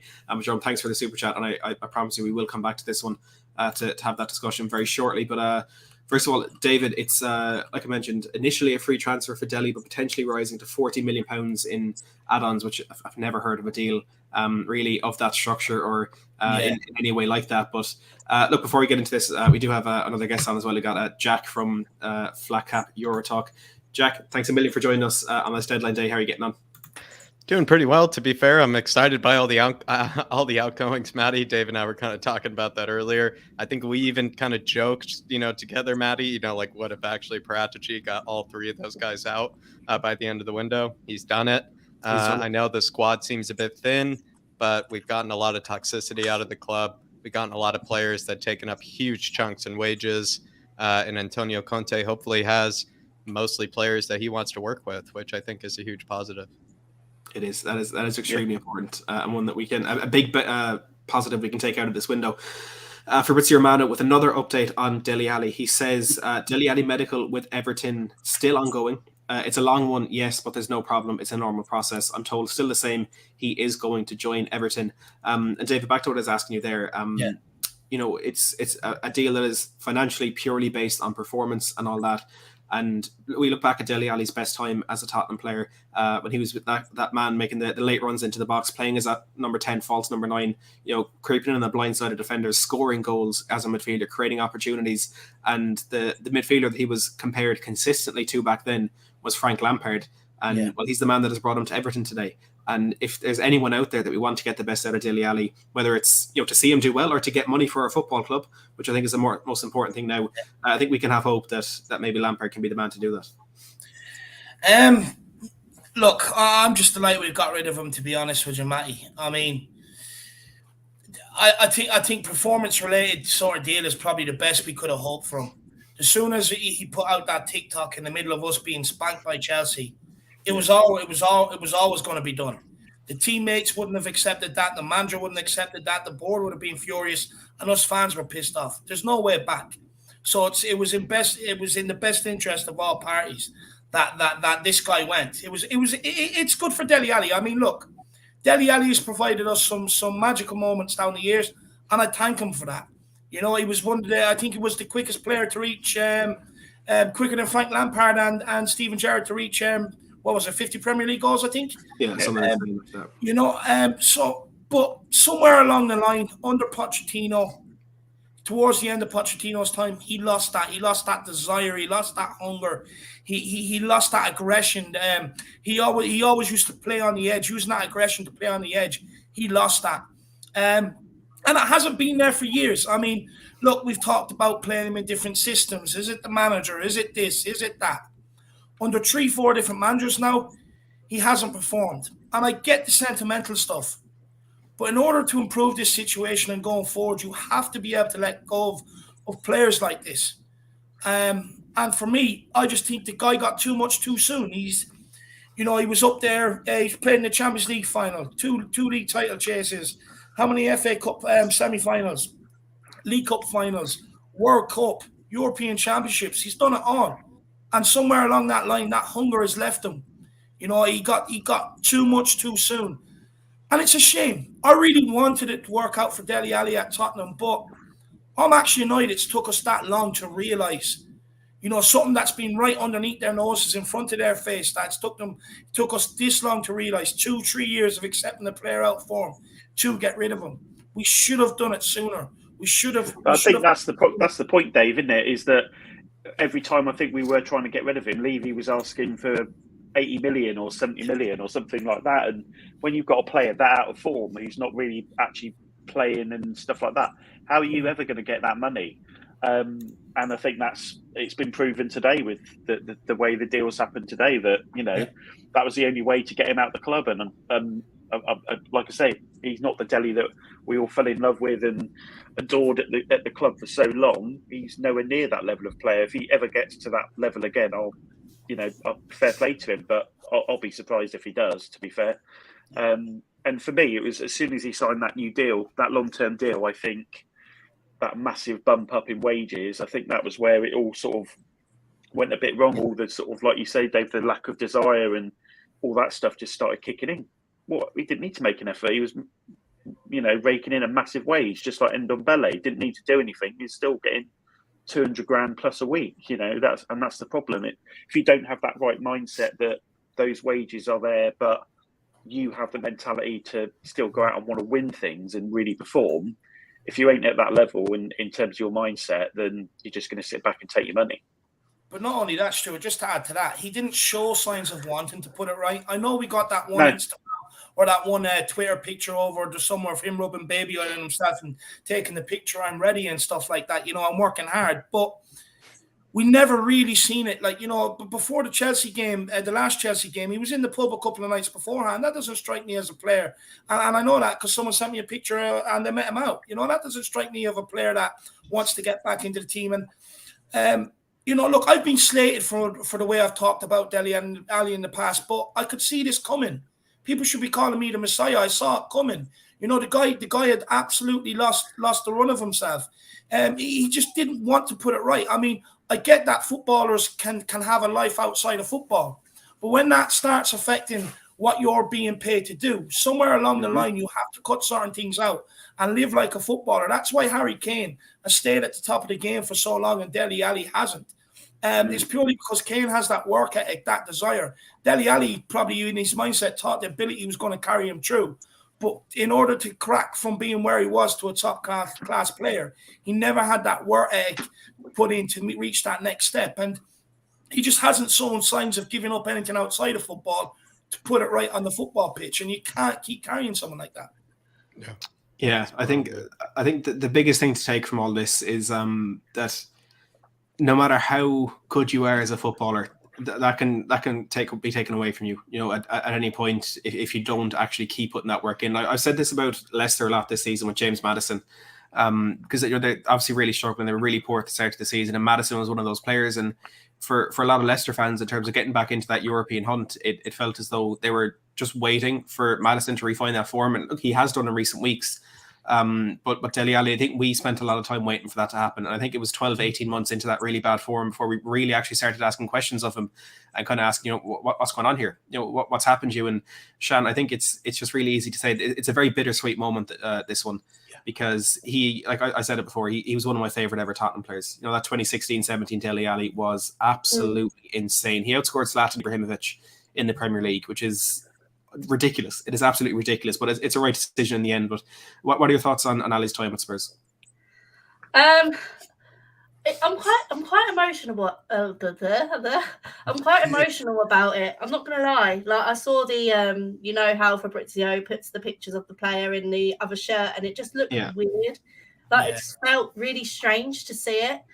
I felt really good about Dele this season. I actually got Dele on the back of my away shirt, so now I'm pissed off because I can't wear it anymore. You should never have done that, Shad. But I had such high hope for him this season. I really thought, no, this is it, fresh chance. Jose's gone. If he's going to do it, it will be this season, and it just hasn't happened. I think we saw glimpses in the first couple of games of the season. He was really working hard and he was trying, but ultimately it just hasn't worked out. And I think it's the best thing now for Spurs and for him to try and refine some of his form, maybe get a bit of that fire in his belly back, because I think that's what he's lost. But I just want to say as well, I think over the last couple of windows, we've seen a big change in Daniel Levy as well. Daniel Levy, a couple of seasons ago, would never be letting players go for free or writing off players' contracts or paying players to leave. Never in a million years it'd be all about the check. We're not seeing that version of Daniel Levy anymore, and I think that's a positive sign for the club moving forward. If he's happy to back the manager to the extent where we lose out on money, because with Dele he could play 17 times, we don't get a penny. Yeah. Then I think that's a positive sign for the football club moving forward. But obviously, we've still got a hell of a lot of work to do. But I think we've made a good start in, like we say, getting toxicity out of the club, getting those with poor attitudes out of the club, really sticking to who Conte wants to have around. I know there's concerns that we're thin on the ground. We have got 2 players in pretty much every position. I think we'll be okay until the end of the season, bar any absolute catastrophes. But it's a good opportunity for some of the academy boys as well to try and stake a claim and show us what they've got. Harvey White, he's one that's been exciting for a couple of seasons now, meant to be really good set piece taker. We need that in the team. If we can grow these boys and bring them into the squad and get them around class players. You've got Kulusevski and Bentancur now, both upgrades. We're getting rid of trouble and bringing in players that are going to work hard, have the right attitude, want to win trophies. Well, they've got a winning mentality, haven't they? Both have won loads. You're getting rid of players that couldn't give a shit and don't want to play for the badge, for players that want to run through brick walls to win. And that's exactly what we need. That's what we need under Antonio Conte. We may be shorter on numbers, but let's be honest. I think there was a stat where Ndombele and Giovanni Lo Celso only completed 90 minutes 16 times between them since they've signed. For over 100 million in signings, that isn't good enough. Do we really miss those? 16 times they've completed 90 minutes. It's a joke. We're not going to miss them. Dele has been. If you think about the amount of wages that we're now saving on those 3 players alone per week, exactly, you're talking nearly £500,000 a week. That's just bonkers. And if the options to buy are done as well, they're gone in the summer, and that means we can get people in straight away. We haven't got to faff about. And not only that, it means you can act in the free market, because these players that are their contracts are running out, they're going to demand high wages purely because there's no transfer fee. We can now offer that. We freed up about 500,000 and half a million a week in wages today. You know what I mean? So now we can act in the free market as well with all them players that we've seen coming out of contract. Yeah. And we can sign those players now, can't we? Even outside of the window, we can do those deals, can't we, or not? Yeah. I think that it started on July 1st for players outside of Europe or outside of England, but I think it starts tomorrow for players within England. We can sign on a free transfer. And even David, adding to your point there about the wages, we got rid of all the viral Sissoko, Foyt, Aurier, Gazzaniga, a number of other players. It was hundreds and hundreds of thousands off that wage book over the summer as well. And we know Paratici is the master of free signings.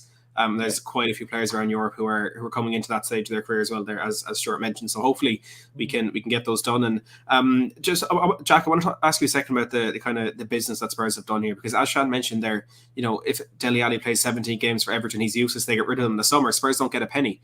I think it was HG made a similar point on Twitter. Who of course works with Shan on the Cheese Room podcast, one of the best YouTube channels. Subscribe to it.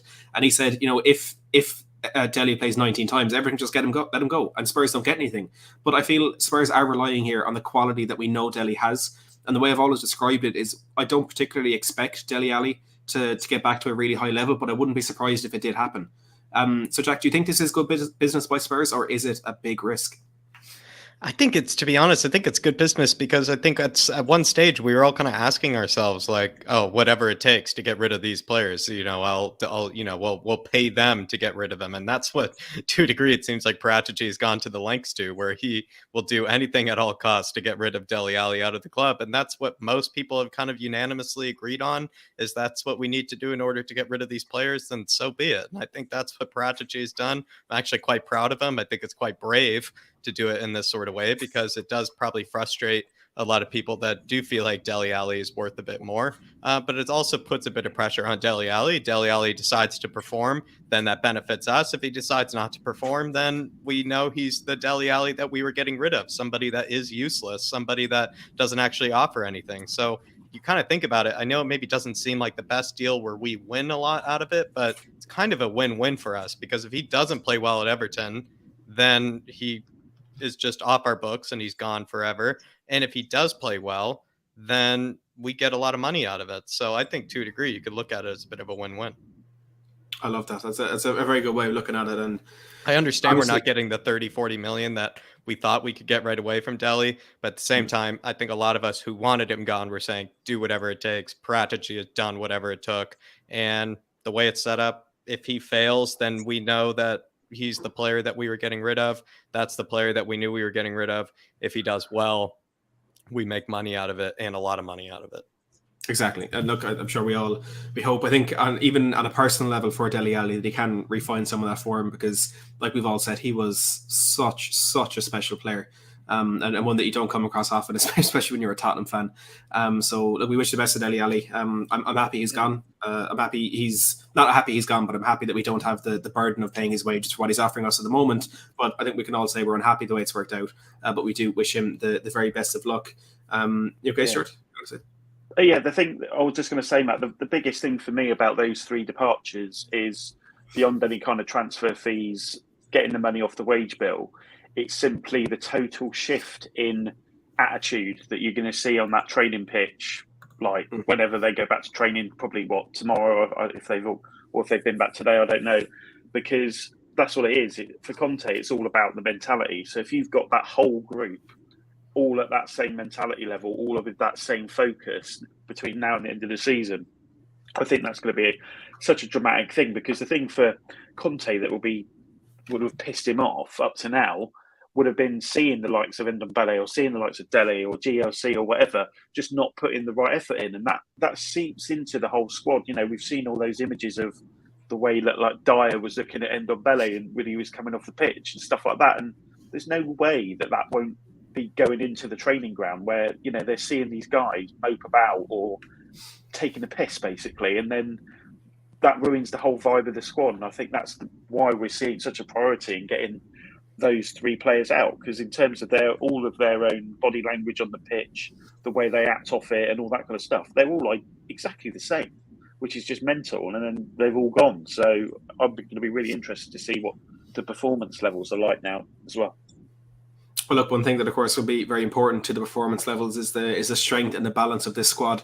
As Dark Sun G says there with the 5,001, again, thank you again for the super chat, says the deadwood that cost 3 managers are all gone. Now there should be no reason for Conte to be sacked. Sissoko, Tongi, Lo Celso, Dele and Aurier, FA Cup top 4 is ours. Look, I hope to God the FA Cup and top 4 is ours. I don't share your confidence as much. But yeah, look, Conte is the first manager that's been able to get the club to start making these changes. But look, I'm going to go back to the comment here, as I said we would, from Jerome, saying, I feel like we have a weaker squad after this window for some reason. Stuart, I'll start with you, because I saw you shaking your head when I brought this comment up the first time. You disagree with Jerome, do you? Yeah, well, I put something out on a chat earlier on about it, basically sort of putting out what I see as potentially the first 11 and then what our subs bench will look like in post-transfer window. And how you can say it's weaker, I don't quite understand, because you're going to be dropping potentially people like Højbjerg or Mora or Bergwijn to the bench. So just from Kulusevski and Bentancur coming in, you're automatically either going to have them on the bench, which gives us strength, or they're going to start and we're putting the other players on the bench, which gives us more strength. So for me, you can't say that like having Ndombele, GLC and Dele out of the squad is going to impact us, because they've barely made a difference in the years that they've been there.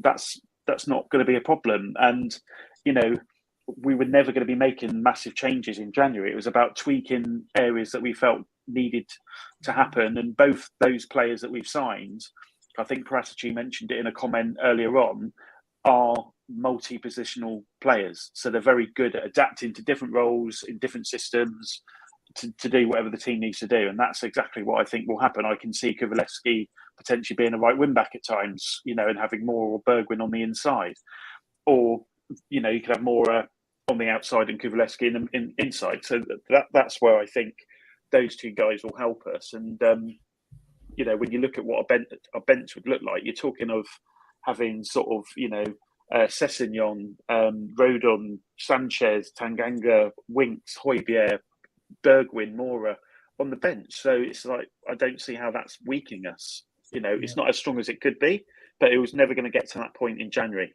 The summer was always the bit that I was going to sit back, and when that deadline happens in the summer, that's where I'm going to be saying we've actually done what we needed to do or not. And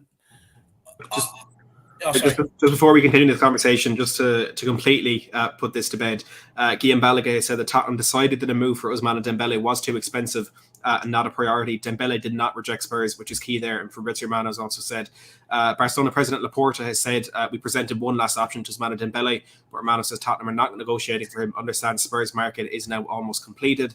And he's also said that Dele Alli to Everton, it's all done, deal fully wrapped up. So we're just waiting for the official announcement of that one there. But sorry, David, go ahead. Yeah, no, look, people are going to look at the numbers and say, yeah, we probably have less numbers than what we did coming into this window in terms of the actual numbers, 25 compared to whatever it is now, 21, 22 now. But you have to take away the three players that didn't offer us anything in the first place.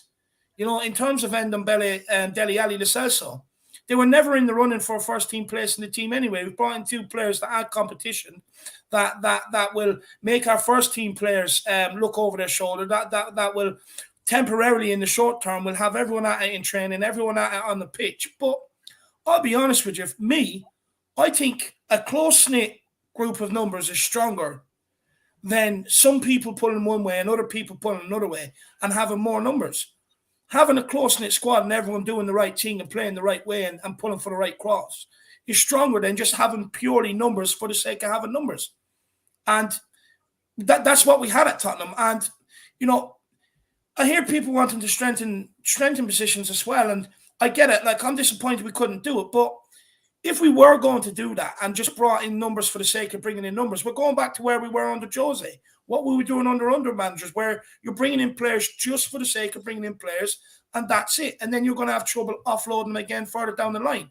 I'm actually delighted with what we've done. The fact that we've brought in two quality players. Okay, we looked at other positions. The quality wasn't there, so we didn't do it just for the sake of bringing someone in. We can now go at that in the summer. We also have to realize where we're at in the January transfer. It's a January transfer window. You're never going to be able to pull in 4, 5, 6, 7 players. You're looking at teams, you're looking at players that are good enough to come to Tottenham from teams like that are probably still looking to qualify for Champions League in their domestic season. They're probably, still in cups, still in Europe. So we're never going to get players of that quality coming to Tottenham. We don't want to go back to square one, which is bringing in bodies just for the sake of having bodies. So I'm actually happy with having the smaller squad and everyone pulling in the one direction, then bringing in players that don't have the quality, and you're just going to have problems with them further down the line. When you look at, I'm just going to have my dinner, so I will be back. Enjoy it. Have a good one, Dave. The thing is, like Dave said there, because you've got a squad that's all pulling in the same direction, and that's like when you look at Conte's teams over the years, he plays a very settled lineup. He doesn't chop and change very often, and that was especially the case for when Inter won Serie A last year. So I think that's what he's trying to get to, just trying to get to a point where he can feel confident in that starting 11. And as I say, he will shift people in and out if he needs to in terms of injuries or resting people. But we've only got the league and the FA Cup now. So in terms of our fixture burden, obviously we've got games in hand that are probably going to hit us at a really bad time. But I think we can manage it. And I think unless we get a spate of injuries all in one go, I think it's entirely manageable.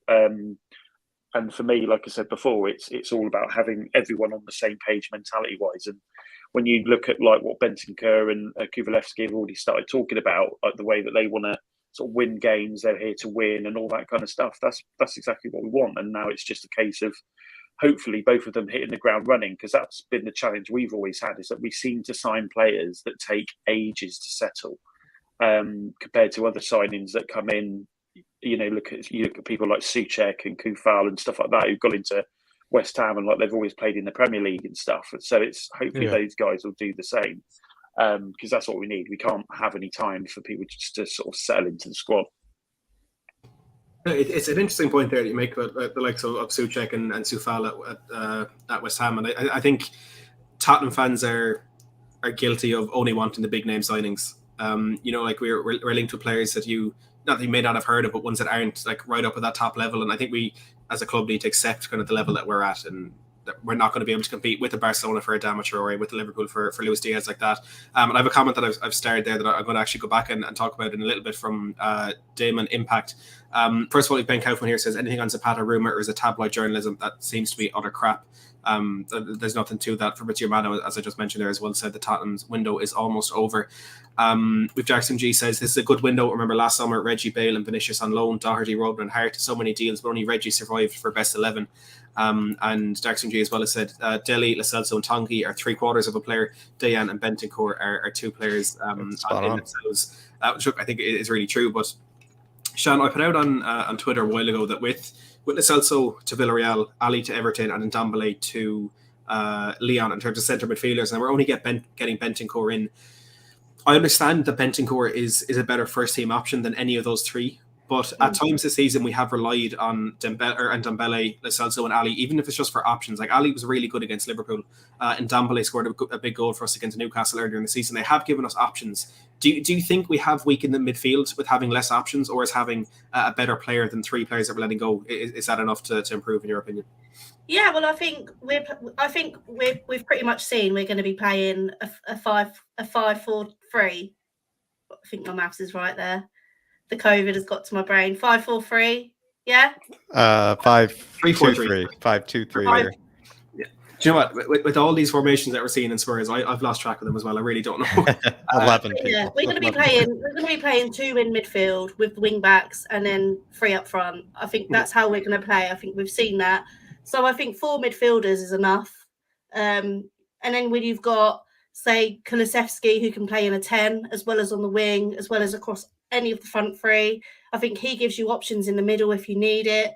You've got Bergwijn, who I think can run at a defence and cause problems. We saw it against Leicester. He needs to do that more. He needs to do that consistently. If he does that consistently, we've got a proper player on our hands. And I've been on the Bergwijn bus for a long time, and I said this season he'll show us whether he's good enough or if he's not. So I'm glad he's staying, and we get to see what he can offer for the rest of the season in a smaller squad, because he's going to get his chances.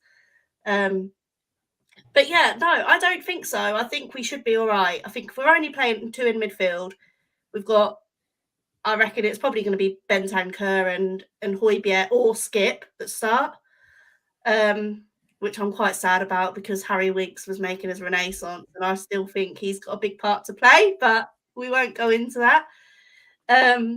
But yeah, no, I think 4 for now. I do think we need to sign another ball playing midfielder in the summer, but I don't think we're in as dire straits as we were, as people are making out, if that makes sense.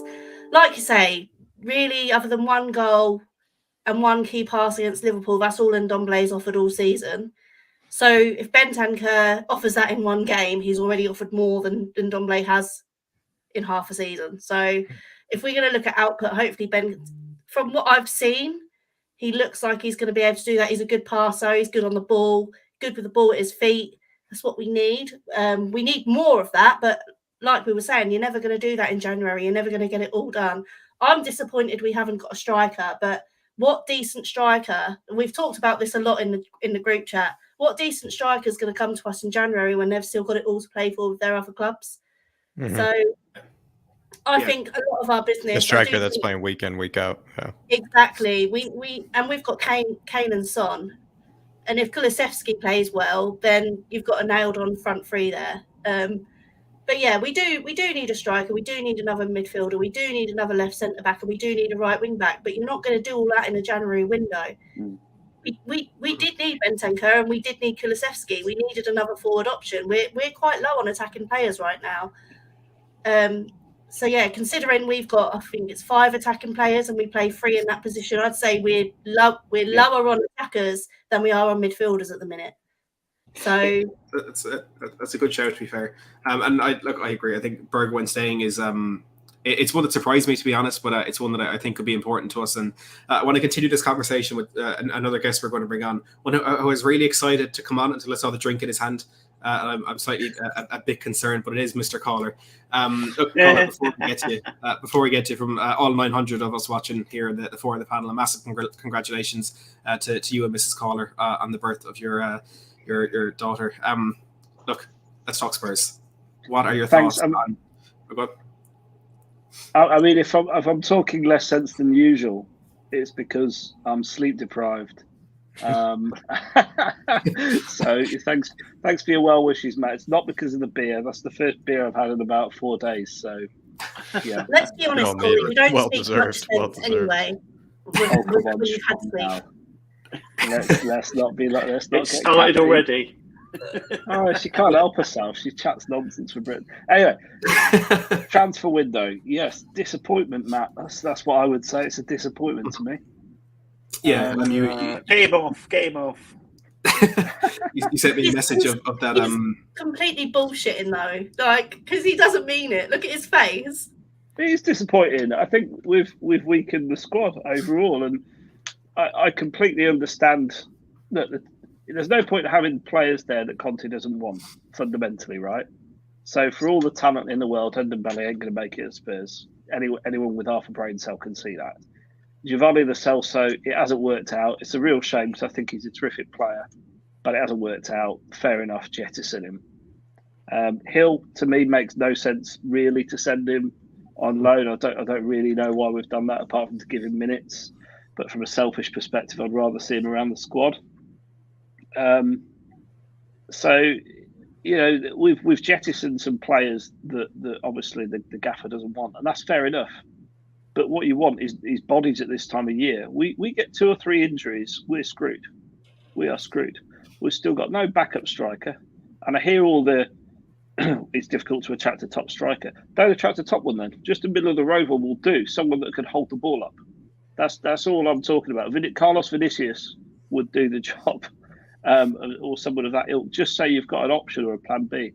I genuinely feel a little bit gutted that we haven't moved mountains to try and get a forward in and a right wing back, because I think that those are the 2 gaping holes. The centre back, quite right, it can wait. We want an upgrade on Ben Davis, but that can absolutely wait till the summer. That's not desperately urgent. In fact, our back, I don't know what the defensive stats are since Conte took over, but we've hardly shipped a goal. So.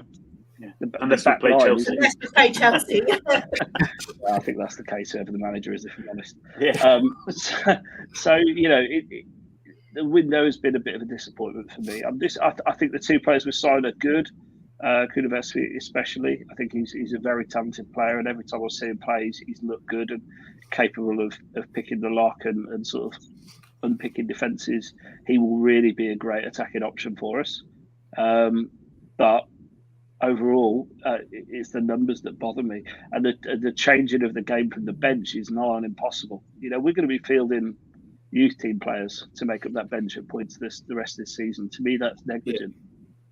We had an update again a couple of hours ago from Dan Kilpatrick that Antonio Conte personally blocked a loan move for Harvey White. There was interest from Hull, Fulham, Portsmouth and Sunderland, I think, to bring him on loan, but Conte blocked that, which I think goes to show the concern that he may have on numbers. On the point of a striker, I think a move that has gone very under the radar, and I'm going to make a bold claim now and say this is going to be the signing of the January transfer window, is Dennis Undav, who has joined Brighton today from Union St Gilloise. They're the leaders of the Jupiler Pro League. Undav is the top scorer. He's got 18 goals this season, 14 of which have come on the road.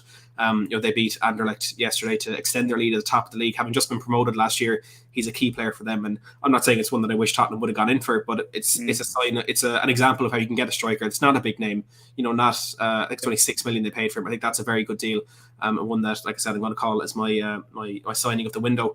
Aside from, I think the problem is, Matt, I think, like we've said, is that it's, I get Caller's point about, you don't have to get a top class striker, just get a middle of the road one. Every striker wants to play. They want to play. They need to play to stay informed, to score goals, to keep confident. And I think that's the problem. I mean, we've had Wout Weghorst, who we've been linked with for a while, go to Burnley for 12 million. On paper, you'd say, well, why the hell haven't we done that? Because I bet you he he wouldn't want to come because he knows he's not going to play that much. He will be the main man at Burnley because of Chris Wood's gone to Newcastle. So that's the dilemma we're always going to have with this situation. So until I disagree with you because all right, Llorente knew he was going to play second fiddle to Kane. He came, didn't he? Yeah, but they don't like it. That's the problem. And there's certain players that can adapt to that and they can manage it. Like Vinicius was good at it; he could manage it, but he wouldn't. You'd never get him back now because he's playing more regularly at the PSV he's at now. So I think that's a question for you. Trying to find the right one. And I do see your point, but here's a question for you: how many other teams in the Premier League have got one recognised outfield striker? No, I get it, but I think that's. I don't know the answer. It's like when you're at a Chelsea and you're getting paid an absolute wedge, you don't care because you're just going to get a load of money. Pay him a wedge then. Pay him a wedge. You just got Delhi off the payroll. That's 150 grand a week. I don't know the solution. I think we will solve it in December. In the summer. And I think it is a risk. There is a risk to not bringing anyone in. I mean, at this point, I'd rather just see more of Keon Atete in the team. But I think we've loaned him. Did we loan him back out, or he's gone to a different loan? I think so in League One, yeah. Yeah, so it's stuff like that you think if we're not bringing anyone in, surely just use because Atete is more of a built-up striker. He's a lot more sort of stronger than Scarlett is at the moment. So that's the only element. I totally agree. There is a risk element to it if we get a spate of injuries, and I mentioned that before. But I think that's the punt that we're taking, obviously. So it will just prove at the end of the season whether it was right or wrong, as usual.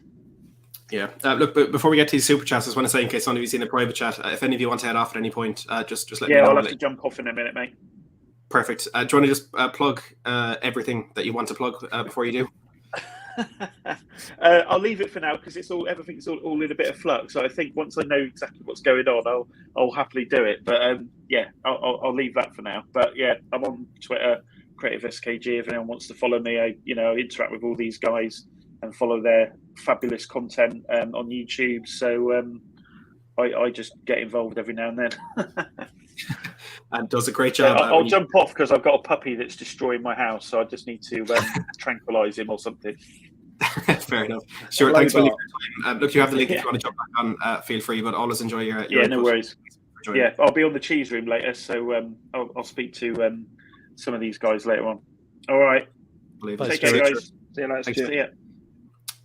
Just a few super chats here to get to. Jackson G says, in my opinion, Dejan could be our crosser to Kane or Son, Stevie Reggie on the right side. If Royale or Doherty can cross, they could focus on defence. And we've another super chat there a little bit earlier from Guha, who says Kane will stay fit since Brady isn't in the Super Bowl. I'll pretend to have known that already. Also, thoughts on us not going for much PL players, for example, Dan Burn, Matt Targett, etc. on the move. Jack, I'll take your opinion on this one, because I think if there's any man that could help us identify targets on a European front, you're definitely the one for that. But just to get your thoughts on the lack of domestic signings that some teams have been going for this window. Yeah, I could see why we should go for more domestic signings, obviously for the homegrown reason, but as well as the kind of, gets rid of that whole question. Are they actually Premier League proven? I feel like, though, the problem is that some of the signings that you could make in the Premier League, you might be signing players that, yes, they played in the Premier League, but have they set the Premier League alight? Maybe not. So it's kind of then signing them on to a team like ours. Kind of think to yourself, are they really going to improve that dramatically more? Maybe it is kind of worth more kind of taking a risk on potentially a player from Europe. And you still look at the top four, you look at their best players, all the players that they've gotten were from foreign leagues at the end of the day, especially Manchester City. And so I feel like the whole idea that some player isn't Premier League proven, I get that argument. I use that argument myself, but sometimes we have to kind of realize the best players that dominate the league right now have all come from different leagues. They were not homegrown. And so I kind of understand we should have gone after more Premier League players, especially some of those deals, considering what Byrne went for, considering what even Lucas Digne, what Luca Digne went for, I think was still kind of actually quite below rate.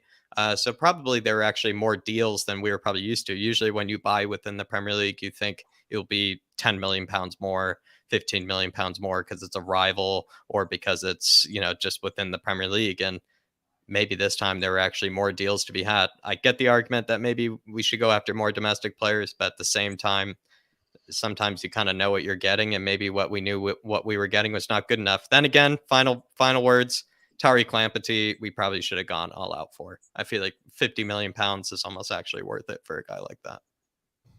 I think that's one player that a lot of Tottenham fans were frustrated we didn't go for. Personally, I see the reason behind not going for the deal. 50 million for a player who's had a long-term injury already and he's still very young.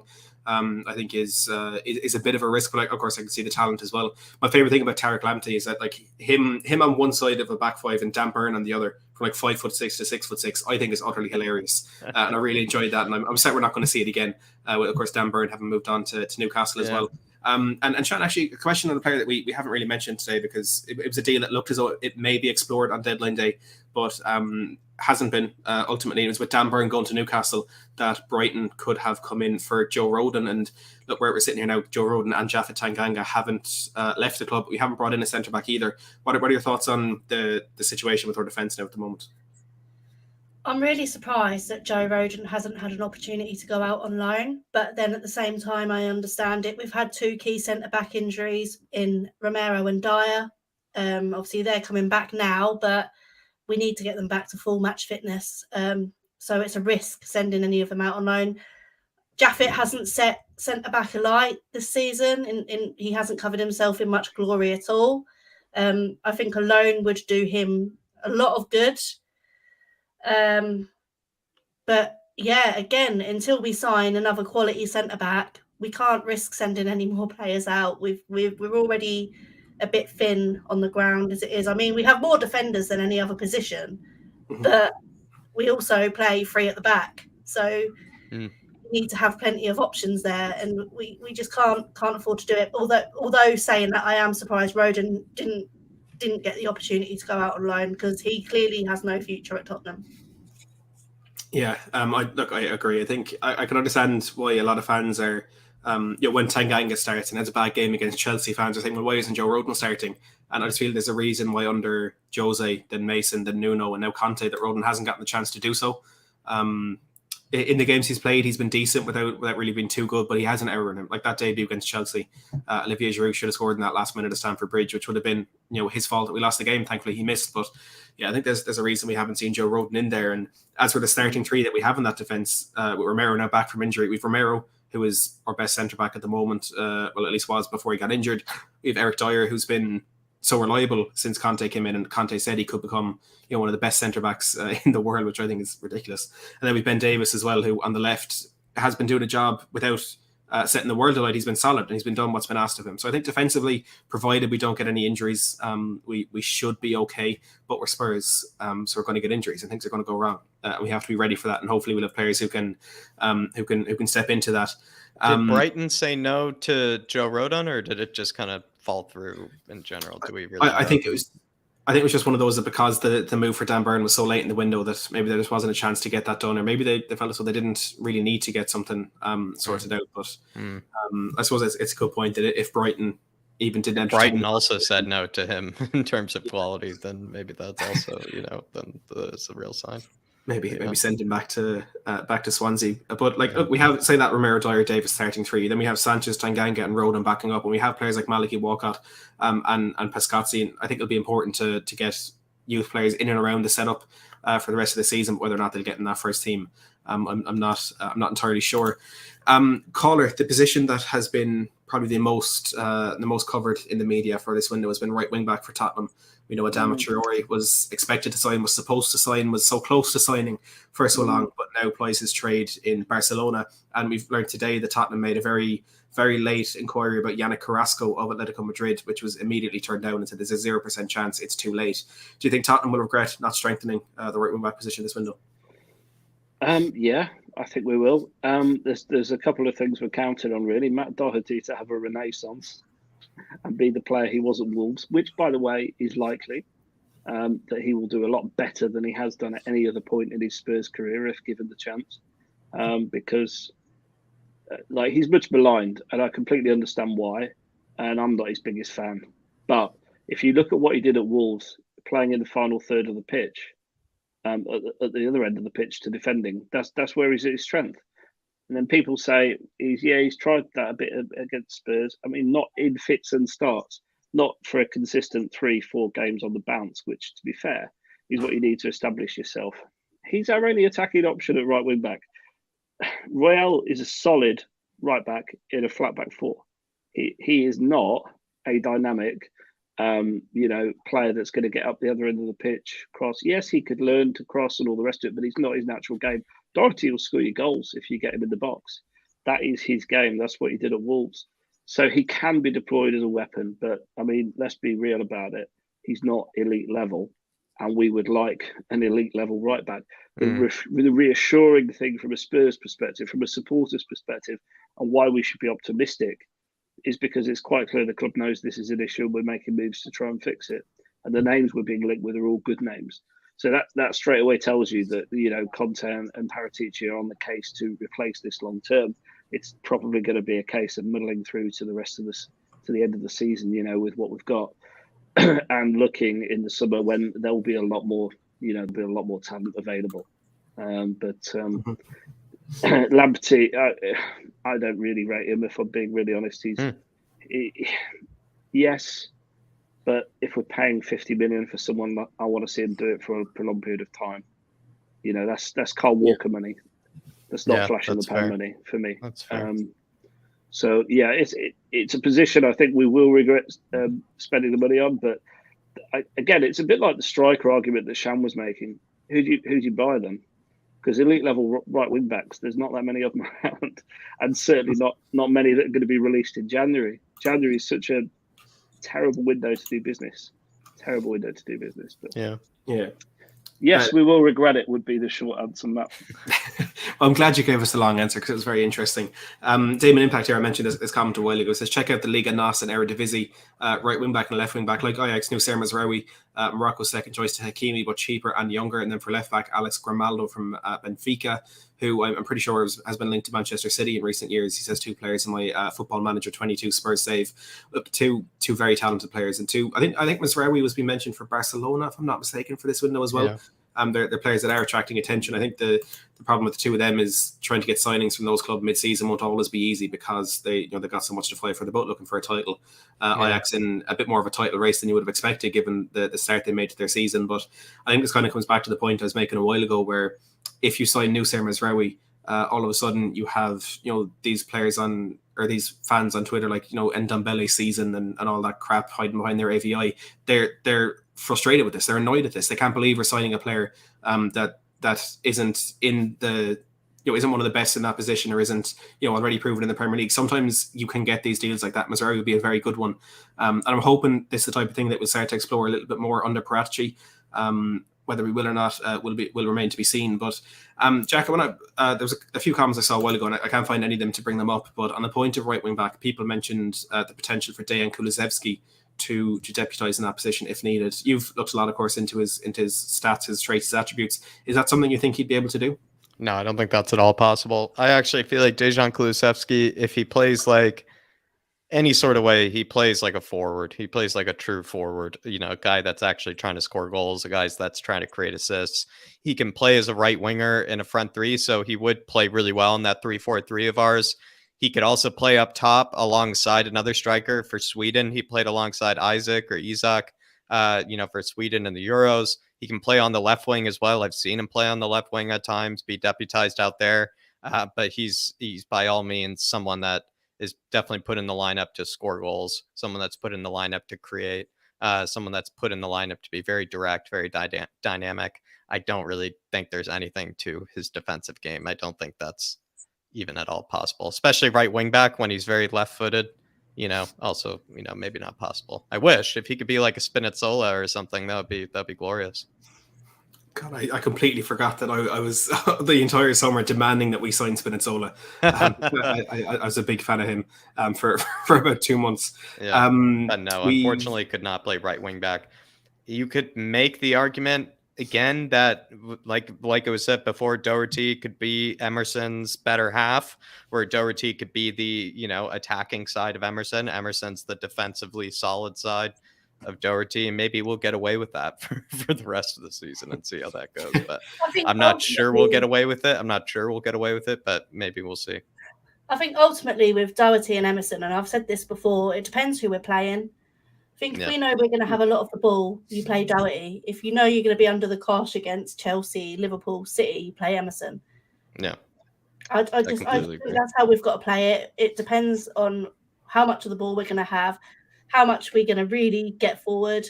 I think the problem we've got is when we do play with less of the ball and we try and play on the counter, Emerson don't really have the pace to get up that right-hand side. And because other teams know he's not the best crosser of the ball, they just let him have it. And then ultimately our attacks die on the right corner of the pitch. So, yeah, it's one of those that's frustrating. But at the end of the day, we've got two players in that position that can play there. And we clearly had other areas that were more of an issue in this window. Mm-hmm. I mean, also, a lot of people have called for Bergwijn. I don't really believe it, but a lot of people have called for Bergwijn to do it. A lot of people have called for. I don't think either of them can do it, but just saying, like, with the Kulusevski signing, it just adds more depth to that front three, which means that, let's say Harry Kane is out, maybe Dejan can play up top, and Lucas can play on the right. Son plays up top, or Son plays up top, Kulusevski plays on the left, Lucas plays on the right. It just makes, I think, the headaches that Antonio Conte's had to deal with a whole lot easier. His whole picking a front three or a front two has been made a whole lot easier because Kulusevski can play across the forward line, which, maybe he's better at one position versus another, but he has played across the forward line before. And I think that actually will be really useful to Conte. And at the end of the day, maybe this isn't everybody's favorite window, but what I like about the signings, Matt, is that we bought players that are actually useful for Antonio Conte, players that he would actually have no problem using and fitting in a squad versus the players that we got rid of. He was having a very tough time figuring out how to put them into the squad, how to get them motivated, how to be able to fit them into his plans, which I think I'm happy about. If he's signing players that he wants to use, players that he knows he can use, even if they're not the most talented in the world, I'm happy with that. I think the main thing with Kulusevski as well is it means we won't see Matt Doherty at right wing again, which is of the utmost importance. And why he did that is absolutely beyond me against Chelsea. But hey, he's got to deal with his ex-employers. That's why, it's deliberate screw-ups for us. I mean, that was just appalling, to be honest. Look at Conor with his tinfoil hat on this evening. That team selection was shocking. Ola has turned. You're channeling your inner HG tonight. Honestly, I'm not. I'm happy. I'm really happy. Apart from the fact that I'm like man-flued up. I've got a screaming infant, a 3-year-old toddler killing me on a daily basis. I'm all jovial as I could be. No, I'm just being realistic. I still think we've got a cracking shot at top four. I don't think, don't misinterpret my message. I love Spurs, and I think we've got a great chance of top four because our first 11 will give anyone a game, and I think we've got the ace is Conte, and Conte will get a lot more out of these players than any other coach would. As we've said already, let's keep it real. We win our games in hand, we're absolutely in the box seat for top four. So, but we need to be crossing our fingers and toes that Harry Kane stays fit. And that Son doesn't get any more hiccups, and this is the worry. Really, this is the worry. We can have injuries at centre back. Centre back's the one area where there's tons of cover. Midfield, I have this, this lucid waking dream every day that Harry Winks is our only fit midfielder. That worries me. Let's start this. Honestly, we had this debate earlier, right? As Højbjerg hasn't really been setting the world alight in recent games. So I had to drive to matches thinking, do you know what? I want to see Harry Winks and Skip given a chance. And Harry Winks, bless him, has played quite well. I think he's been progressive. He's been involved in a lot of our most recent attacking moments. Not that there's been too many, but he's been involved. He scored from a direct free kick. He takes a good corner as well. Against Morecambe, I was like, why on earth is Harry that's his level. Oh, no, but why on earth is Harry Winks taking corners? Actually, he's decent. He takes a better corner than Gio does, which isn't. I will say this. I'd rather see him on free kicks than Harry Kane. Exactly. See, there's a positive. Harry Winks, honestly, out of the midfield battle that he had when we signed Giovanni Lo Celso and Ndombele, he survived it. He's come out on top. Harry Winks, honestly, go. No one knows how. No one knows how. Imagine that. You're 2.5 years ago, Spurs bring in £100 million worth of midfielders. You say Harry Winks going to outlast them all. And we would have, we all would have given up on the club there and then. If you'd said that. I think, first of all, this latest update on Dele Alli from Fabrizio Romano. He said Dele Alli's saga is almost over. Everton are closing on contract signing and paperwork. So no other clubs jumping into the deal. There have been reports that Newcastle have been trying to hijack it last minute. Dele will be announced as new Everton player in the coming hours. Official statement soon. Here we go, confirmed. So again, just waiting on the official announcement that Dele Alli will leave Spurs and become an Evertonian. I think what's very interesting about this window is, and look, I love Fabio Paratici. I think he's been an incredible addition to this club. I think he will continue to be an incredible asset for us going forward. But we've spoken mainly about right wing back being the position that we need to improve the most. Paratici signed a right wing back in the summer that clearly hasn't worked out. We've spoken about Brian Gill and where's the best place for him to go on loan rather than, you know, how much we need to keep him. He's, of course, a player that Paratici signed. And we're also talking about Galini earlier in the window about potentially that loan being cancelled. And we're essentially looking at now him going back to Atalanta in the summer because I really can't see Tottenham triggering that option to buy in unless he makes 20 appearances, which, again, I reiterate, Lloris getting injured is the worst thing that can happen to us because we could end up being obliged to buy Galini on a permanent if that does happen. Shan, we'll come to you on this one. Did Paratici get off to a very bad start at Tottenham, or is he just finding his feet in a club that is very different to the one where he spent the last 11 years of his career? Yeah, I think there could be an element of that. I mean, Galini, we all thought was a great signing in the summer. He was Atalanta's #1 keeper. He'd been playing in the Champions League. He looked good in pre-season as well. The game he played against Chelsea, I thought he looked decent. We all thought he was coming in to replace Hugo. And it just turns out that he's not been very good in a Spurs shirt. And whenever he has the ball, I feel like he turns to jelly and his body does really strange things. But I've never heard a keeper described in that way. I love it. when he has the ball, it's like he chests it and then he goes like this and then it goes to his feet and it's like, what are you doing? But yeah, it's bizarre. Whenever he tries to control the ball, I'm a bit like, why are you doing that? But yeah, I think we all thought that was a decent sign. Yeah, we all thought that was a decent signing. And I mean, to be fair to him, he's not played with a proper back 4, back 5 under Nuno or Conte. He's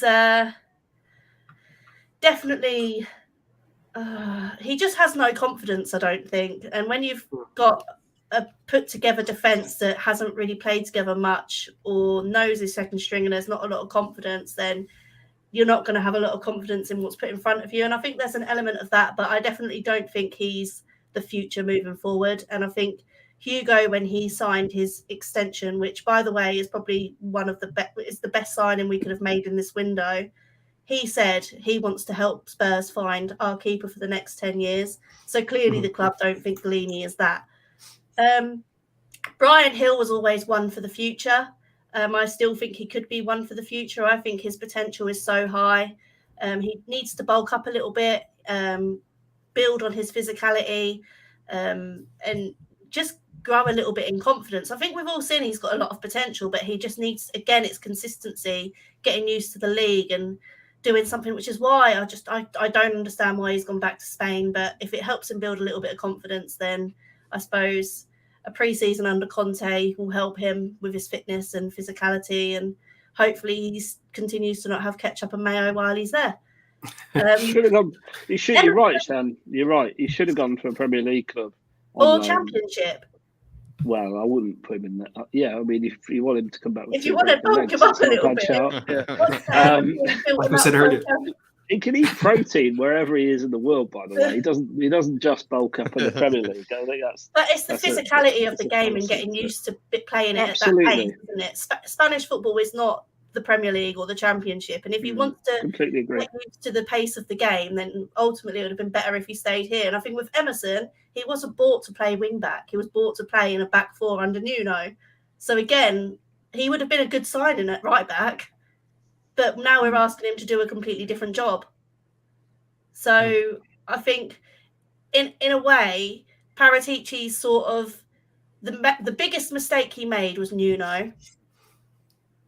And then getting we don't talk about Nuno. No. The biggest mistake he made was Nuno, and then it weren't a great look then getting his number one target 3 months later anyway.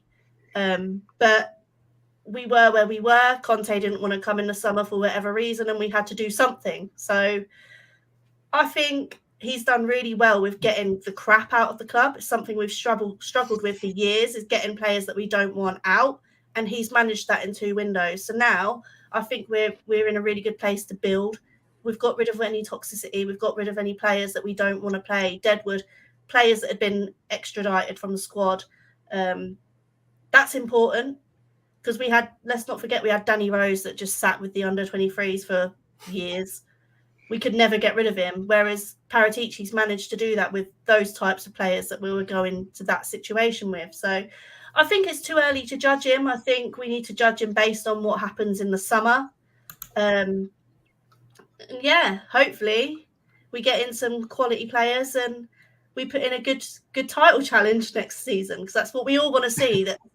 That's what all of us want to see with Conte. And hopefully Conte signs an extension as well. I think that's important. He always talks about the project. It's going to take years.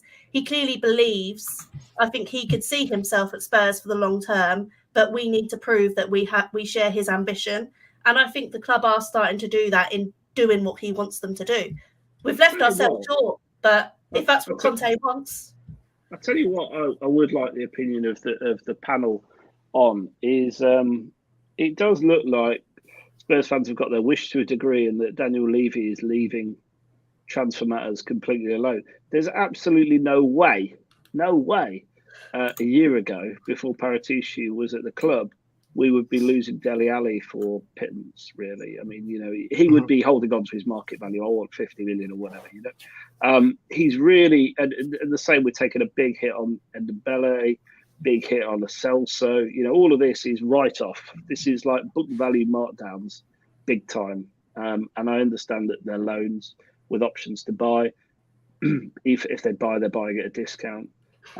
This is Paratici working. This is not Daniel Levy working, and that's got to be a good thing, hasn't it? And do you agree with that, guys and Matt?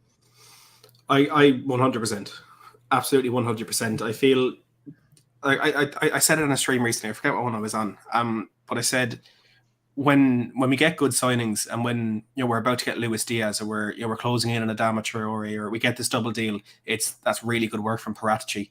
But then when Diaz falls through, it's like, what is Daniel Levy doing?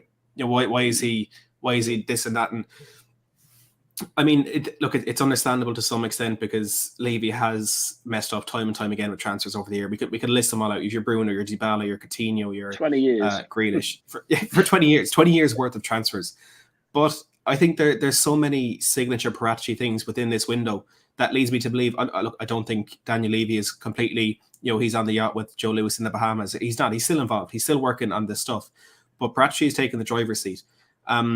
First of all, you look at the way, I think I mentioned it earlier, when Adama falls through, straight away we're in for Luis Diaz.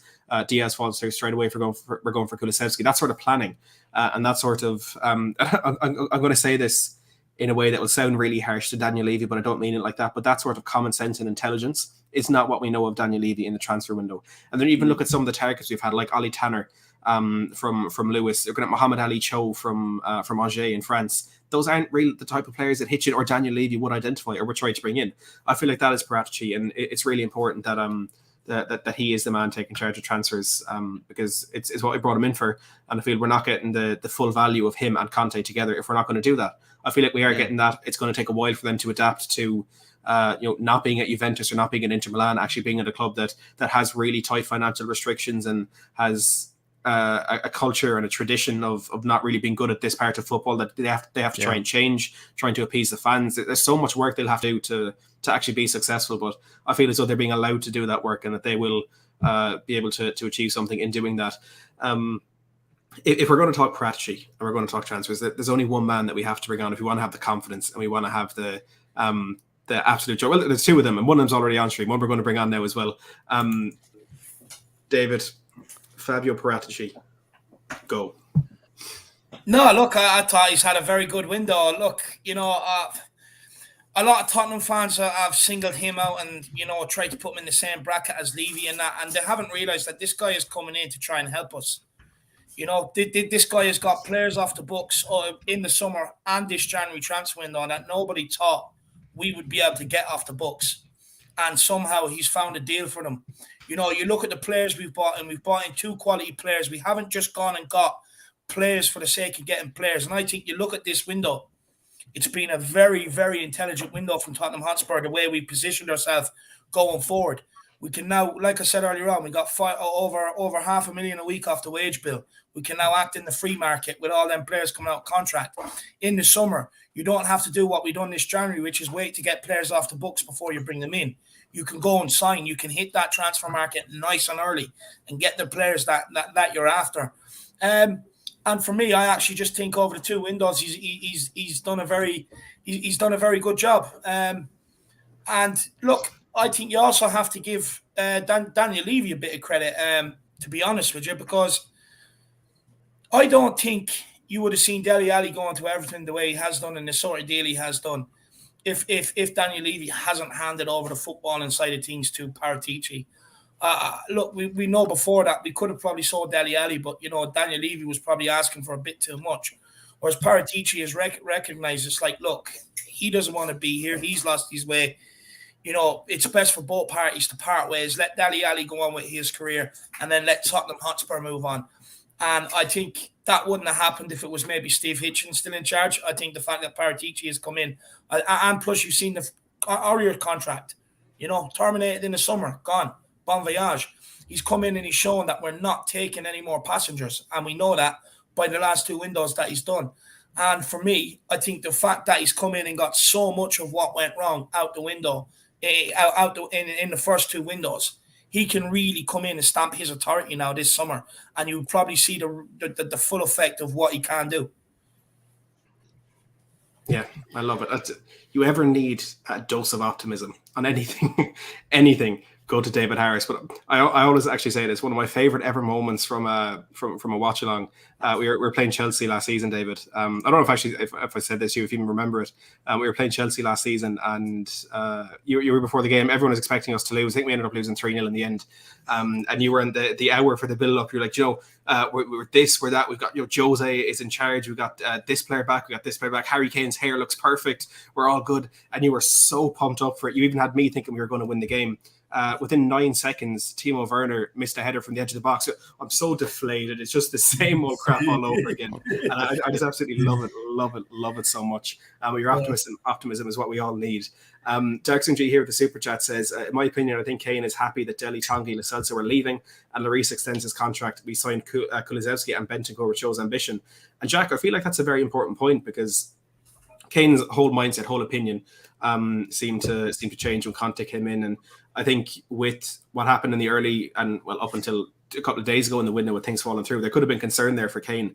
But Lloris, I think, who is into his last 2 years and is now is kind of his swan song period for Tottenham, but with Kane, who could still have a few years to show for us. And even in the same breath, players who are looking at Tottenham as a potential team to join, with Frank Kezia having his decision to make in the summer, Tottenham are showing ambition, and they're showing that we're not messing around.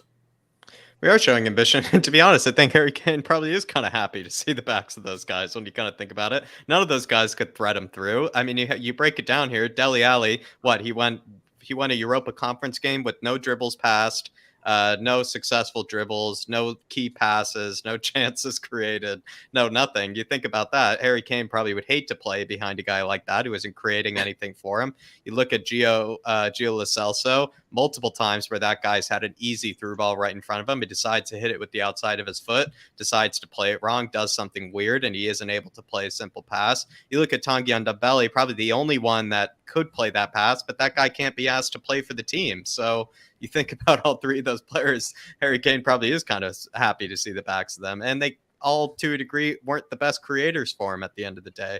Maybe he probably wants that number 10 to help him out, but as long as Harry Kane has players that are alongside him that want to fight and play for the badge as much as he does, I think that's what probably makes him happy at the end of the day. Seeing players like Lo Celso, Tanguy, and Dele that clearly showed they didn't actually care about the club and didn't actually want to play for the badge. I think just says a lot about those sort of players. And it also said a lot to Harry Kane, kind of told Harry Kane what maybe the club's direction was. And now that we've gotten these players out, Harry Kane is probably seeing a lot of ambition. He's seeing a lot of direction, certainly. But I would say just quickly to that kind of Paratici thing that Dave was saying, the metaphor that I came up with, kind of Matty, the reason we should be nicer to Paratici is because the guy, we keep saying, you just got to give him time to cook. As a cook, he's walked into a kitchen that is covered with dishes and covered with mess, all these pots and pans that need to be cleaned and put away before he can even start the meal that he's trying to cook. He's covering up for Steve Hitchens' mess. I think we have to realize that he's come into a very, very dirty kitchen. Not only does he have to cook, but he also has to clean that very dirty kitchen. And that's why I think we should have a bit more patience when it comes to Paratici as well. I love that. Love that. Go ahead. I was just want to say, like, with the point with Kane as well, playing with the likes of Ndombele, I think that was obvious when Tanguy took his very slow trudge off the pitch against Morecambe in the FA Cup. Harry Kane's trying to hush him off, and you could visibly see how irritated that all of the guys were by that. We were there. Don't ever need anyone reminding me of that match. Paula genuinely saw how angry I was, and he was like, "Relax. It's all right." And I'm like, "I never want to fucking see him, Michael. Nearly threw you off tier 2. You were whining that much. I had a bit to drink, but I was very angry, very, very, very angry. Sound likes a drink. I did have a few to drink, but yeah, it's obvious. Like when you've got players like that around players that want to try, you think. Kane, Son, Eric Dyer, all these players that want to run for the badge, will run through brick walls for the badge for the fans, and you've got players like that just don't give a shit. You're 1-0 down in a knockout FA Cup game to a League One side that are probably going to get relegated this season. Come on, lads, get off the pitch. Brian Gill overtaking from the other side of the pitch. Get off the pitch and let us get back into this game and let us get this cup. That would have been so embarrassing going out of the Conference League. Yeah. Albeit not all our fault, but we could have done. If we'd have beaten Vitesse and Mora, we would have gone through anyway, and it wouldn't have been a problem. So we're the architects of our own downfall. If we'd have gone out of the FA Cup to Morecambe as well, it would have been embarrassing, and it would have been down to Ndombele as well because he just wasted space. I'm glad to see the back of him. I never wanted to see him in our shirt again. I'm glad we haven't, and he's hopefully off now for a very long time. Yeah, that moment against Morecambe, it really seemed like that was the last we'd seen of Ndombele in a Spurs jersey. And I think any past Spurs era or any past director of football, whoever's in charge of that, we probably would have seen him in a Spurs jersey again. But Paratici, thankfully, has been ruthless and has been able to make that decision. Caller, just before we let you go, I want to give you the chance to laugh at Arsenal because I feel like that's very important for the mental health of a Spurs fan. And Arsenal have had some good news. They've completed their first signing of the January transfer window. They've brought in Austin Trusty. Exactly. They've brought in Austin Trusty, a young defender from Colorado Rapids, who has gone back on loan till the 17th of July. Caller, can you, if you can, just vocalise how scared you are and how intimidated you are by this gigantic signing by Arsenal Football Club? I mean, I don't think anyone should be worried about Arsenal Football Club, quite frankly, when they've got Arteta in charge. The greatest news they ever had was that he got the Arsenal job, and he continues to, be adored by the board, by the sound of it, over there. So long may it rain. What a signing. That sounds like, we need to be really worried about it. Yeah, it's terrifying. But look, caller, I know you have to go. You have your own show to get to. Tell us what the Chiefs Room podcast is. And look, there's 630 people here, so feel free to take a few of them over with you. The Chiefs Room podcast is it's originally a podcast, so we are on iTunes, Apple Podcasts, I should say, Spotify, and all good podcast providers. That's a different show to the one you get on YouTube, but we do a YouTube show on a Monday night and a Friday night as well, twice a week, with a mixed and varied panel. We try and get a guest on every week, and we just love talking Spurs, the same as you, Matt, and you guys as well, Dave and Jack. So, and Sham, pops up there occasionally as well. It's been an absolute pleasure. Thanks very much for having me on, Matt. Love coming on your show whenever I get the time. And let's hope we do one more bit of business before midnight. But I hope it's not Usman Dembele. What's that all about? I mean, why are we in for that idiot? He's a clown. Let's hope not. But let's hope that Paratici has got one sort of special dish left in his locker today, and it's a right wing back, so I don't have to watch Matt Doherty tearing it up for the rest of the season. Yeah. That sounds like a very good wish. Connor, thanks a million for your time tonight and what is a very, very busy schedule for you. Really do appreciate it. I'm sure we'll talk to you soon. Thanks very much, guys. See you later. Take care. See you, man. Bye-bye. Now, just in case you didn't hear a caller there telling you what the Cheese Room podcast is, Shan is going to be leaving us as well. So Shan, tell us all about the Cheese Room podcast. To be honest, I'm not on there as much as I used to be anymore, just with like work commitments, and I've been really poorly with COVID for the last couple of weeks. So as I was getting back into it, obviously I had no voice, I couldn't talk, so couldn't really. This is the first stream I've been on for a while. But yeah, Cheese Room podcast. I really do the YouTube stuff. Pop up every now and then, mostly on Twitter though. These days, I don't really get on YouTube as much as I should. Probably need to get back into it a bit more, but yeah, Shan at Shan THFC on Twitter, Cheese Room podcast occasionally. I'll be heading over there shortly, but I need to take my COVID ravaged body downstairs to get a drink and then back up again, which will probably take me about half an hour before I get on there. So, yeah, it's nice. Like I say, not on there as much as I used to be, but I pop on occasionally, and yeah, great bunch of guys, quite balanced, and just yeah, we have a good bit of banter. Basically, a booze caller for 90 minutes. So, what more could you want? I think that's your unique selling point right there. That's what you need. That's what you need to lead with. But Shan, look, happy to hear you're feeling better at the moment as well, and honoured and delighted that you made your YouTube return on here tonight.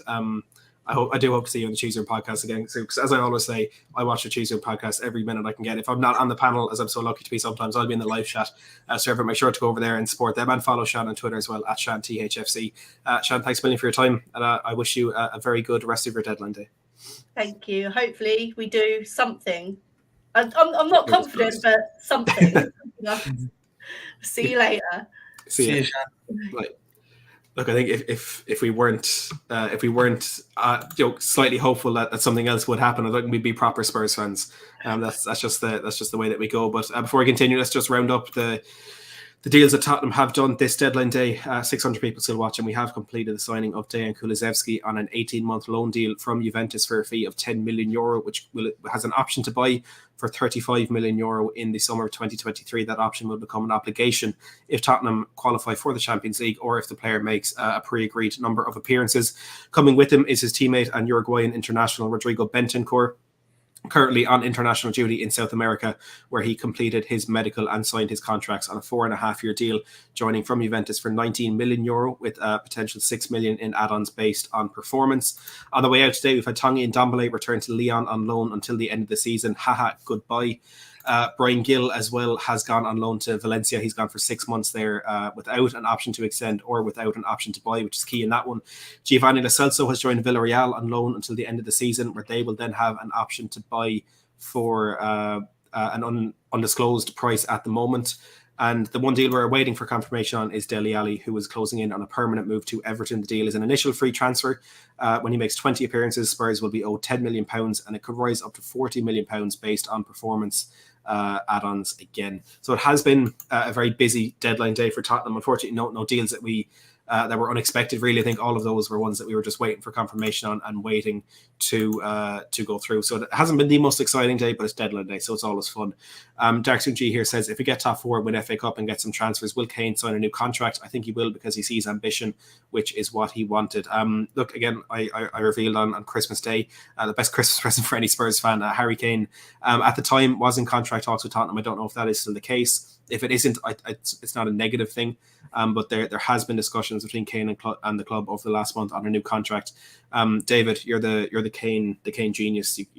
You know all about him, what we don't know. Let us know your thoughts on that.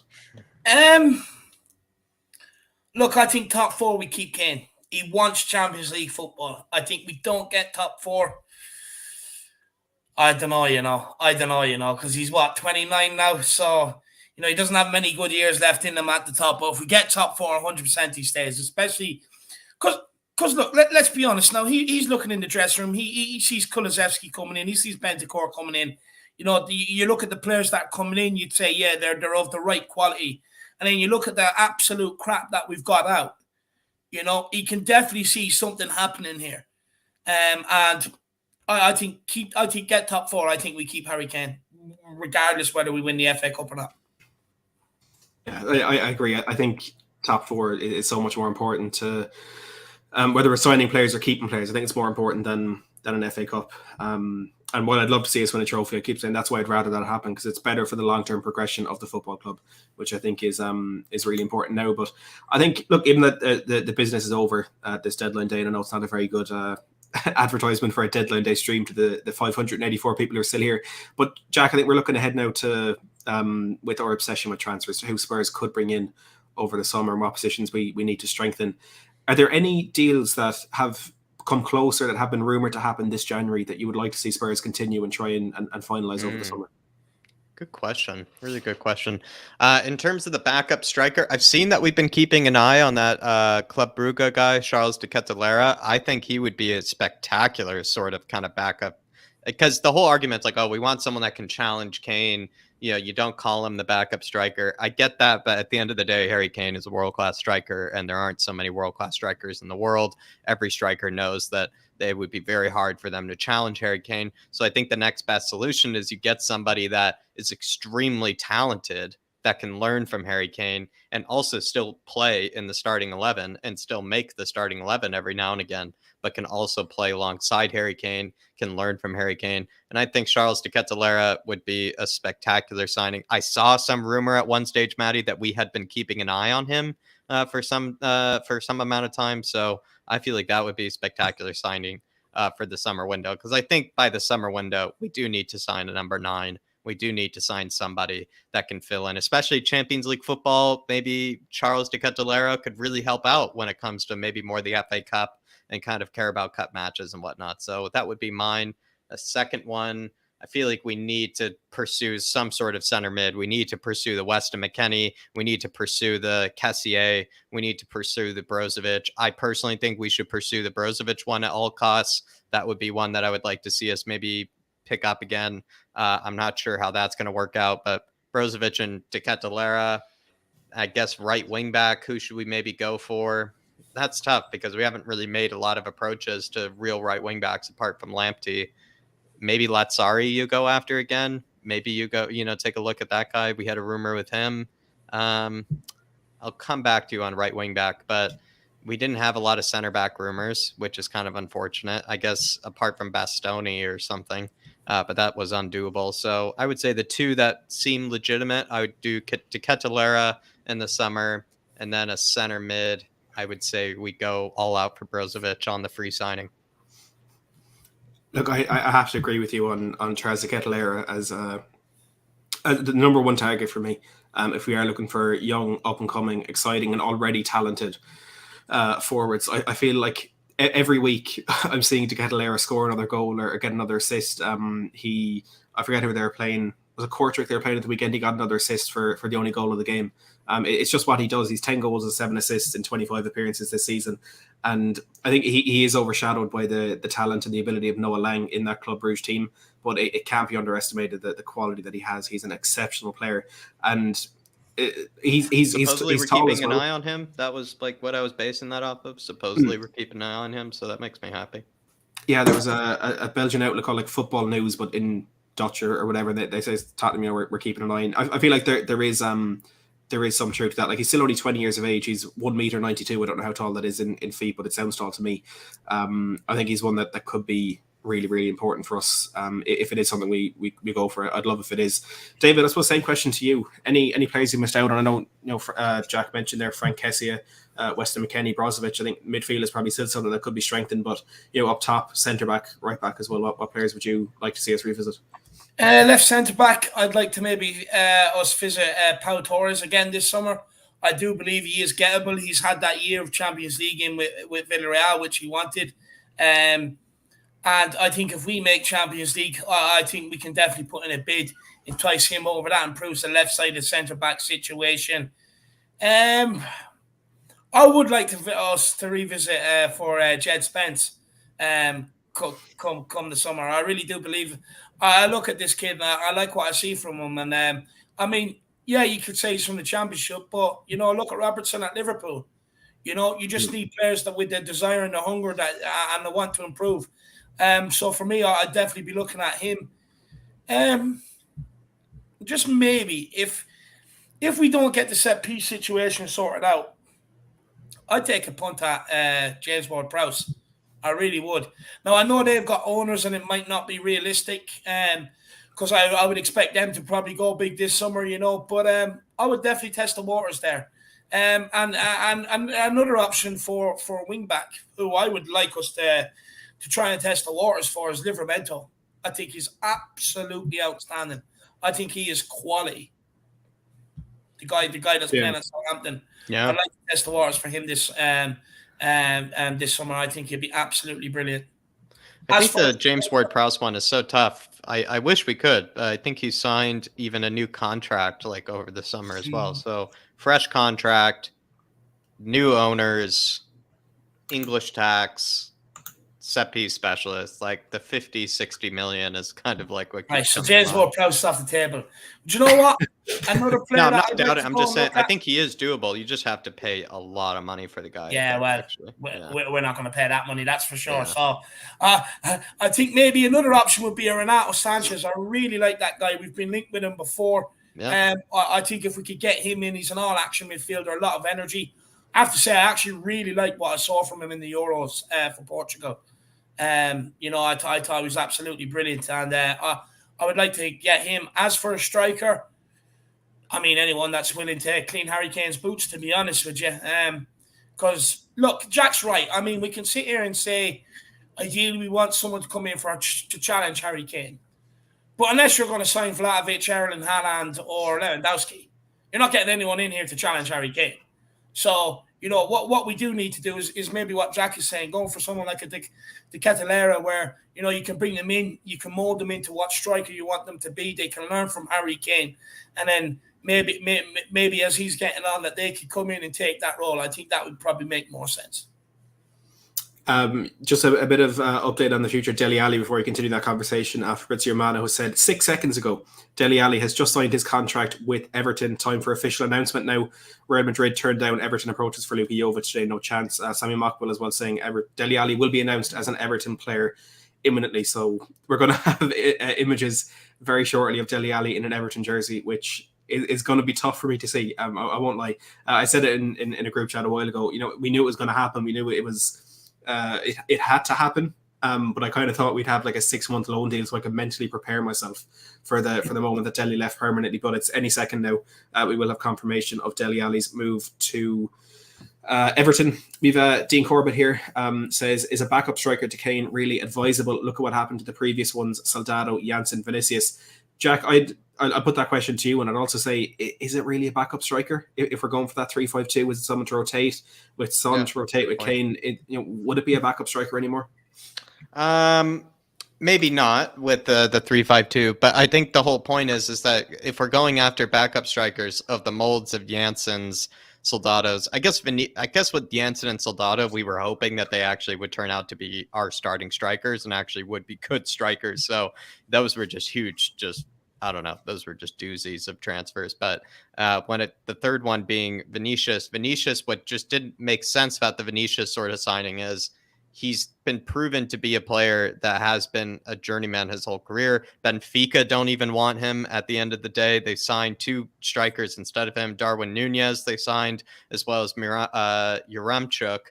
They signed instead as well. And they've loaned him off to PSV, and he's having a decent time in PSV, but it really just show that he's just never really been wanted by whatever club has ever owned him. They've always put him out on loan. So why do we kind of take a striker that doesn't exactly really offer us anything that's great, as a backup number 9? I'd rather have somebody that can be really young with a bunch of potential as a backup number 9, or I'd rather it be somebody like a Sonny, or even to a degree now with the Kulusevski, that can sort of play as a number 9 when called upon and when needed, and actually still offer something of real quality. I think we need to stop pursuing kind of journeyman sort of strikers. I think we need to pursue players that either have a ton of potential as a striker or are players that can kind of play more than one position in the front line, because at the end of the day, that improves your whole attack, not just somebody that solely plays as a, no offense to Carlos Vinicius, because I did love him, but a donkey of a number 9. Yeah, like we mentioned earlier, that versatility that someone like Kulusevski offers us can be really important as we struggle to plug every single hole. Let's half plug some holes with some players, and it's important, and it's a clever way of going about things. Dark Sun G with another super chat. I'm afraid Dark Sun G is not going to be able to afford anything to eat this month with the super chats that every channel is getting. You are a living legend. Says, my summer target, Sula, Kim Min Jae, De Vrij, Brozovic, Lee Kang-in, Jung Wo-young, Hateboer, Henderson, or Johnston, Spence. I want some Koreans in the summer. You always bring some really good names to the stream, and Nicholas Sula, I suppose, is one that we should talk about for a little bit. Before we do that, Pam, thank you so much for the super sticker. Really do appreciate it. Another huge supporter of these channels. David, Nicholas Sula is an interesting one because he will be leaving Bayern Munich at the end of the season, confirmed by their was it the director of football or whoever it was. So many people work on that board, that he will be leaving at the end of the season. It's one that for Spurs, without Champions League football, is impossible to get done. With Champions League football, is really difficult to get done because I assume there will be clubs all over Europe looking to bring him in. Do you think it's one that Tottenham can get over the line? Nah, I don't think so. Look, I think there'll be more. I think there'll be other clubs in from that will probably be able to offer more. But to be honest with you, Matty, I don't want him. I think his lack of pace would be exposed in the Premier League. I really do. I don't want him anyway, to be honest with you. But yeah, no, we won't be able to offer him what he wants. I don't see him coming to England, to be honest with you. I reckon you're probably talking Spain. I reckon where this guy will go. I just have a feeling looking at him. I reckon he'll come Madrid, you know. Well, look, maybe Villarreal. We get Pau Torres. It won't happen, but let's dream. Let's dream. Jack, I'll give you your pick of any other players there that you want to pick out of that, because you definitely know them better than I do. Kim Min Jae, I would certainly take over Zula. Kim Min Jae, though, could you get him after this Turkish, Fenerbahce situation? I'm not sure. De Vrij, I like, but I'm not actually the biggest fan in the world, actually, of De Vrij. So I actually would take Kim Min Jae out of that bunch. Brozovic, I've already spoke about before, would, honestly give up my left arm in order for us to actually sign the guy. Kang-in Lee, absolutely. Of all those Korean players, I would say, because Dark Sunji wants us to sign a Korean player here, I would probably go for... Actually, I'd actually go for Kang-in Lee, because again, we've spoke about backup striker. Kang-in Lee could be that sort of backup striker for us, actually, to be fair, and would be young and would have lots of potential ahead of him. So actually speaks to what I was talking about earlier about if you want to sign a backup striker, somebody that has a lot of potential and can learn from Harry Kane, Kang-in Lee could definitely do that. So loving it. Absolutely loving it. And then for goalkeepers, I personally would go for Henderson, I think, over Johnston. Yeah, that's fair. I think I'd agree the same there. Just an update on players that Spurs have potentially been looking at this window. And George Bannister has tweeted, interesting to hear that Spurs made inquiries from Mela this month, one to watch for the summer at right back. That's Joachim Mela, the Danish international, who I believe is still plying his trade with Atalanta in the Serie A. Of course, a team that Tottenham did a lot of business with over the summer, bringing in Pierluigi Golini and Christian Romero. He's a player, again, that I've seen a lot of Spurs fans talking about on Twitter, and one that we'd want to bring in. Probably want to keep an eye on for the summer, as George Bannister says there. And just a few other names that were mentioned. Jed Spence, I think the main reason Tottenham didn't go for that is because he's already played with two clubs this season, so we'd have to loan him back, and it's just it's a big thing. And Sofian Amrabat, as I'm sure everybody has figured out by this point, that centre midfielder signing is off, and he will be staying at Fiorentina. Now, there was something else I was going to ask there, but it has slipped my mind. So we'll jump into the live chat and see what people are saying, see what people are asking. We got a super chat by Brad, which I missed there. I apologise, Brad, but the £5 says, "Good evening, gentlemen." Good evening, Brad. What do you make of the Gill loan? Personally, I feel he has to find his feet in England, yet we've loaned him to Spain. David, do you want to take that one? Yeah. Do you know what? I don't know if there was any clubs in England that would have took him. I mean, you look at the clubs in England, especially in the Premier League, the ones that done business. They've done business because they've had to. You know, you look at the likes of City, Liverpool. They've been able to pinpoint one player and get them in. You know, they've done smart business, but because they've been in the position to. And you'd argue what they've done in the summer has worked. You know, the clubs that you see acting more in January are the clubs that need to. It's more out of necessity. It's because maybe you would argue that maybe their summer plans didn't work, or that they have, you know, a lot more from the summer that they still need to get done, like in our case. And with Gill, I just don't see what Premier League club would have took him on loan, to be honest with you, where they feel that he can come in and help them in a relegation scrap, help them in a European push. And then you look at the Championship. I mean, look, I would have loaned into the Championship, but, you know, can they afford his wages? Probably not, you know. A lot of them Championship clubs are not in a healthy condition right now in terms of money. Look, ideally you would have wanted him loaned out in England, but I just don't see where we could have put him, to be honest, where he would have got game time. I think the one thing that could be said, the positive that could be said about this Bryan Hill signing, I agree. Like, if he went to another English club, I think we all would be delighted with that. He gets to stay here. But I think what needs to be stressed is game time and is, you know, minutes played and our opportunities and times to learn. If he gets loaned to an English club, but let's say that English club doesn't use him, that doesn't help us at the end of the day. He needs to go to a club where he is expected to play. And hopefully with Valencia, if he gets like 1,000 minutes, you know, of game time in between now and then, that would be spectacular for him. At the end of the day, we know that Spain isn't the league that we want him to go to, but if he gets 1,000 minutes to help his game, especially with the better team like Valencia than he had before at Eibar, I feel like that's still not the worst situation. It's not something I'm going to be fully upset about, because all I want for him, Dave, at the end of the day is just to be able to play more. Just be able to play more minutes. And if Valencia promises him minutes that other clubs didn't, then I think we should be happy about that, because all he needs is just to continue to play more, continue to grow in confidence. And even if it isn't with the Premier League club, he can still grow a lot with other clubs. Even if they're not in the Premier League, he can still grow a lot. He can still become a better player at other clubs, especially with the caliber of a club like Valencia.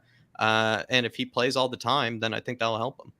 And just to spread the message of game time, that's what it's come down to. I mean, you look at some of a lot of the English talent over the years, Lopeman, Bellingham, Sancho, and players like that. They've all gone to Europe to get to game time, to improve their game, because they couldn't get it in England.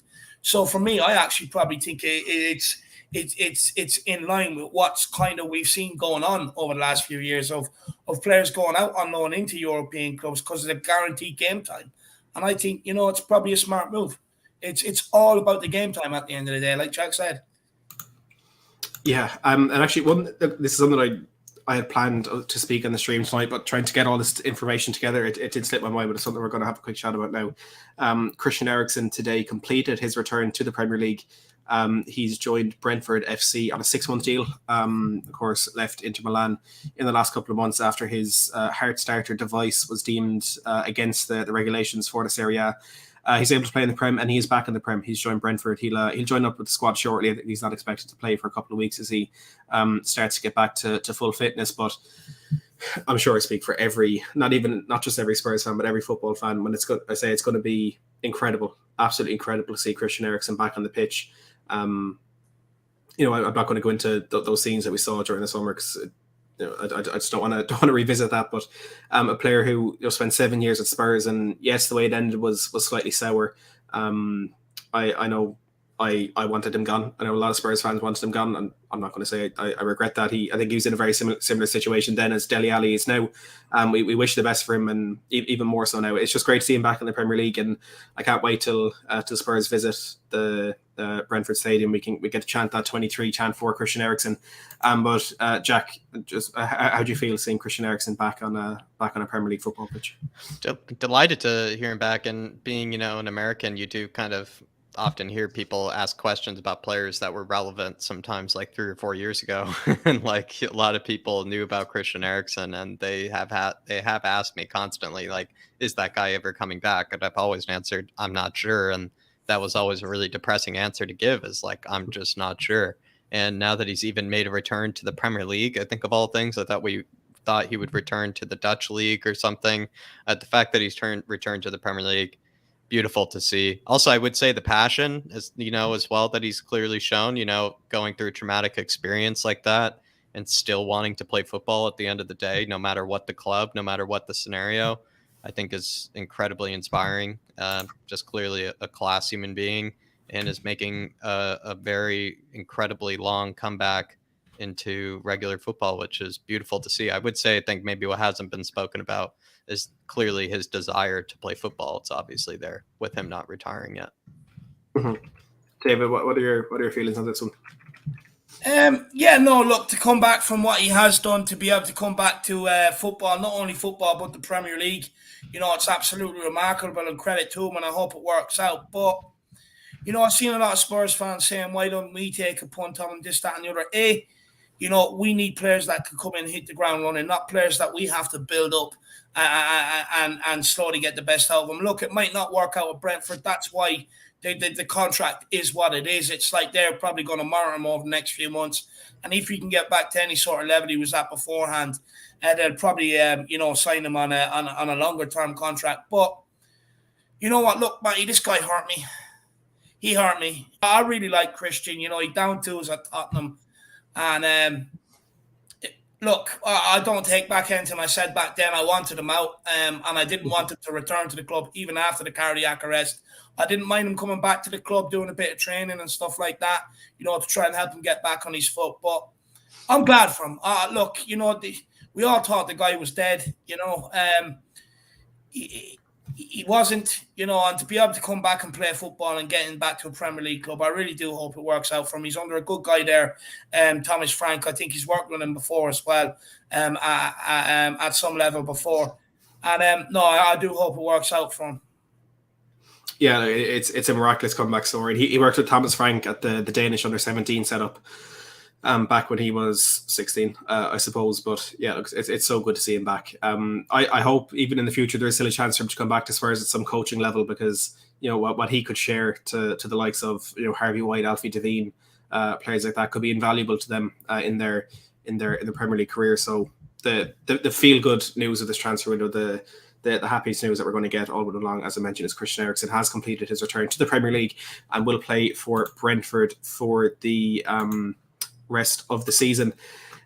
Is there anything, guys, that we haven't touched on that you think is relevant to the Spurs window, or something that we could maybe take from what we've seen over the last 31 days? Harvey White, he was rumoured to go out on loan today. It hasn't happened. Is he being kept? I know he was in training with the first team for quite a number of weeks. I wonder was the plan always to kind of keep him, get rid of Deadwood this window and have him challenging in there for a spot? I think you're right, Dave, and I think it connects back to the whole thinner squad kind of argument that people are now making. Like, when you do think about it, we have 4 midfielders with Skip, Højbjerg, Winks, and Bentancur. Add a 5th in there with Harvey White. That's actually enough midfield depth. I know we don't have a creative midfielder in there, but all 3 of the creative midfielders that Antonio Conte had, he didn't want. So we just can't do it. You just can't get a creative midfielder in there. So we do have 5. We have, I believe, 5 different attackers as well, kind of to choose from. A lot of them can play across the forward line. You kind of look at it like maybe that's not as actually thin as maybe we previously thought. Maybe the squad isn't as thin as we think. And also Harvey White coming in, I think, is beautiful to see. I don't think we see it enough. I don't think we see our younger players come in enough. So I don't know, Dave. I'm actually happy about that. If Harvey White's the 5th kind of choice center mid, I think that'd be great to see. I think that there's some players that will get that, some youth players that will get that chance to really get in there now. I think we we can talk about. Sorry, just a ridiculous comment there. We can talk about the lack of depth in the squad, but we can see in Dembélé, Lo Celso kind of stunting the growth of young players in that team. I think it's valuable to give them the chance. Steve Marshall here with a very optimistic late show saying is right wing back happening or not? It won't be.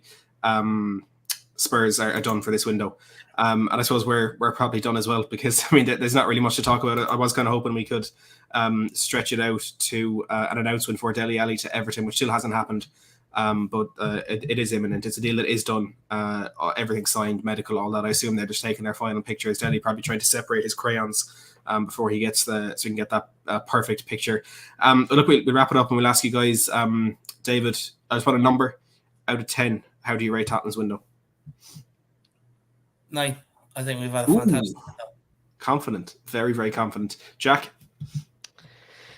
For me, 7. Or 7, between a 7 and an 8.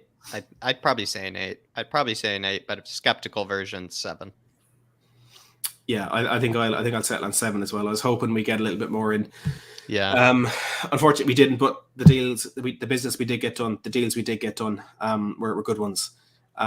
Just to reiterate again for anyone who may have missed, Kulusevski and Bentancur are Tottenham players, and Dembélé, Lo Celso, Dele Alli and Bryan Gill are not. And that is the story of Tottenham's transfer window. After 30 days of frustration, 6 deals completed on deadline day in typical Spurs, in typical Paratici fashion. It's been a crazy stream for the last nearly 3 hours we've been going now. We've had 15,000 people join us. We've 410 likes. Get that up. With 470 people left. Let's see if we can get that to 500 likes. To Jack, to David, to Stuart, to Caller, to Shan, to everyone who's tuning in the chat, to the few guests that I had kind of agreed to come on after 10. I do apologise, but there's no point in keeping all you guys around listening to the same conversation over and over again, because Spurs are done. Jack, we'll start with you. Plug everything that you can plug. They can find me alongside David, but as well, they can find me on the second channel, Flat Cap Euro Talk, where I did just release a video on who is Rodrigo Bentancur. That has done really well. I just broke down what he brings to Spurs. Did the same thing with Kulusevski a while back. I'm going to kind of do a part 2 for that, so stay tuned for that. I am going to be doing a stream with Darius at some stage where we kind of break down just the best transfers, maybe this window, regardless of Spurs, who had the best sort of windows, what were the best and worst transfers, kind of just recapping the entire winter window. If you're kind of, a football nerd and you kind of just can't get enough of it and that sounds interesting to you, please head on over for that. I'm also kind of take a look back at actually some of the videos that I've done recently, where I did do kind of a predicting the managers that get sacked video. It looks like I think I'm 3 out of 5 so far. Got correct. So might do a bit of an update on that. Plenty of kind of new content coming out, bit more live streams, kind of discussing everything regarding European football. If that all sounds interesting to you, Flat Cap Euro Talk, please. David, everybody know where they can find you. Again, they already know, but just do it in case there's one person there that doesn't. Yeah, first of all, I just want to say to Spurs fans, let's not be Spursy this evening. Let's not wait up and live in hope for the last hour. There's no one coming in, and I tell you why I know it is because as soon as I've seen this, earlier on today, they were inside the training ground, when they knew the signings were coming, to be there, to be able to get the pictures and talk about Sky Sports. All of a sudden, they're outside the training ground later on this evening. Then they decide they'd cover the protest. That tells me inside is locked up. It's done. There's no one there. There's no one else coming. And the reason why they reported on the protest is because it was something for them to report, because there was no other signings coming in. Otherwise, they wouldn't have done it. So do not wait up for it. Not happening. If people want to follow me, you can follow me over at the Irish Hotspur. I really enjoy it. I think it's a good channel. I think it's one of the best out there. We do a lot of debates and stuff like that. So if that's your sort of thing, and it's the home of Harry Kane as well. Harry Kane's #1 fan. But most importantly, everybody keep smashing the subscribe here on Matty's channel. Keep smashing the like button as well. This is a guy, who through the back end of last year, when he was doing all the transfers and everything else, he got an awful lot of abuse off people when all he was doing was reporting the news, and it was killing me to see. It kind of stopped him from streaming for a while, and it's good to see that the guy is back. It's good to see him that not only is he back, but he's back where he belongs, and that's thriving. So it's great to see. So everybody, beautifully keep smashing that subscribe button as well. Even if you don't want to subscribe to me, please do save it for the Flat Cap Euro Talk then. big push for 1K is on there. We're over 800. So get over there and do it. But yeah, thank you, mate. David, thanks a million too. Thank you for your kind words as well. We got, on the last super chat of the window, with an hour and 7 minutes left, we got my favorite super chat of the window. DG says, we've not touched on one thing relevant, Matt. Your logo's skin tone is nowhere near as pale as you actually are. I enjoy your channel a lot. DG, I didn't make it. I didn't make it. It was a friend of mine who made it, who I think is maybe flattering me a little bit with the bit of a tang going on there, but I'm Irish. I wouldn't have it any other way. Thank you very much for the super chat. I do appreciate that. And thank you to everyone else who sent in those super chats. Thank you to our new members. Thank you to everyone who's watched, liked, subscribed, commented, or even just turned on this, said, no, I don't like them, and turned it off. It's still a view, and I appreciate it. Again, to Jack and David, thank you so much for all your time tonight. Thank you everyone for the support over the transfer window as well, because it has been a crazy month. We had over 150,000 views throughout the month, which is huge considering. I was gone for 6 months and didn't really do anything. Jackson G says, Matt, I hope you can join David for a watch along. I hope I do too. Hopefully I won't be working as many weekends at work for the rest of the season. So fingers crossed I can get on a few of those and repay David for the countless hours he gave me on the watch along. You don't owe me that, and you're more than welcome anytime, you know that. Thank you, David. I appreciate that. I'll definitely be on there soon. Subscribe to Jack, subscribe to David, and subscribe to the fact that Tottenham are massive and we're on the way up. Don Fabio has worked his master class. Thanks for watching. I appreciate it. And as always, come on, you Spurs. Come on, you Spurs. Come on, you Spurs. Back there.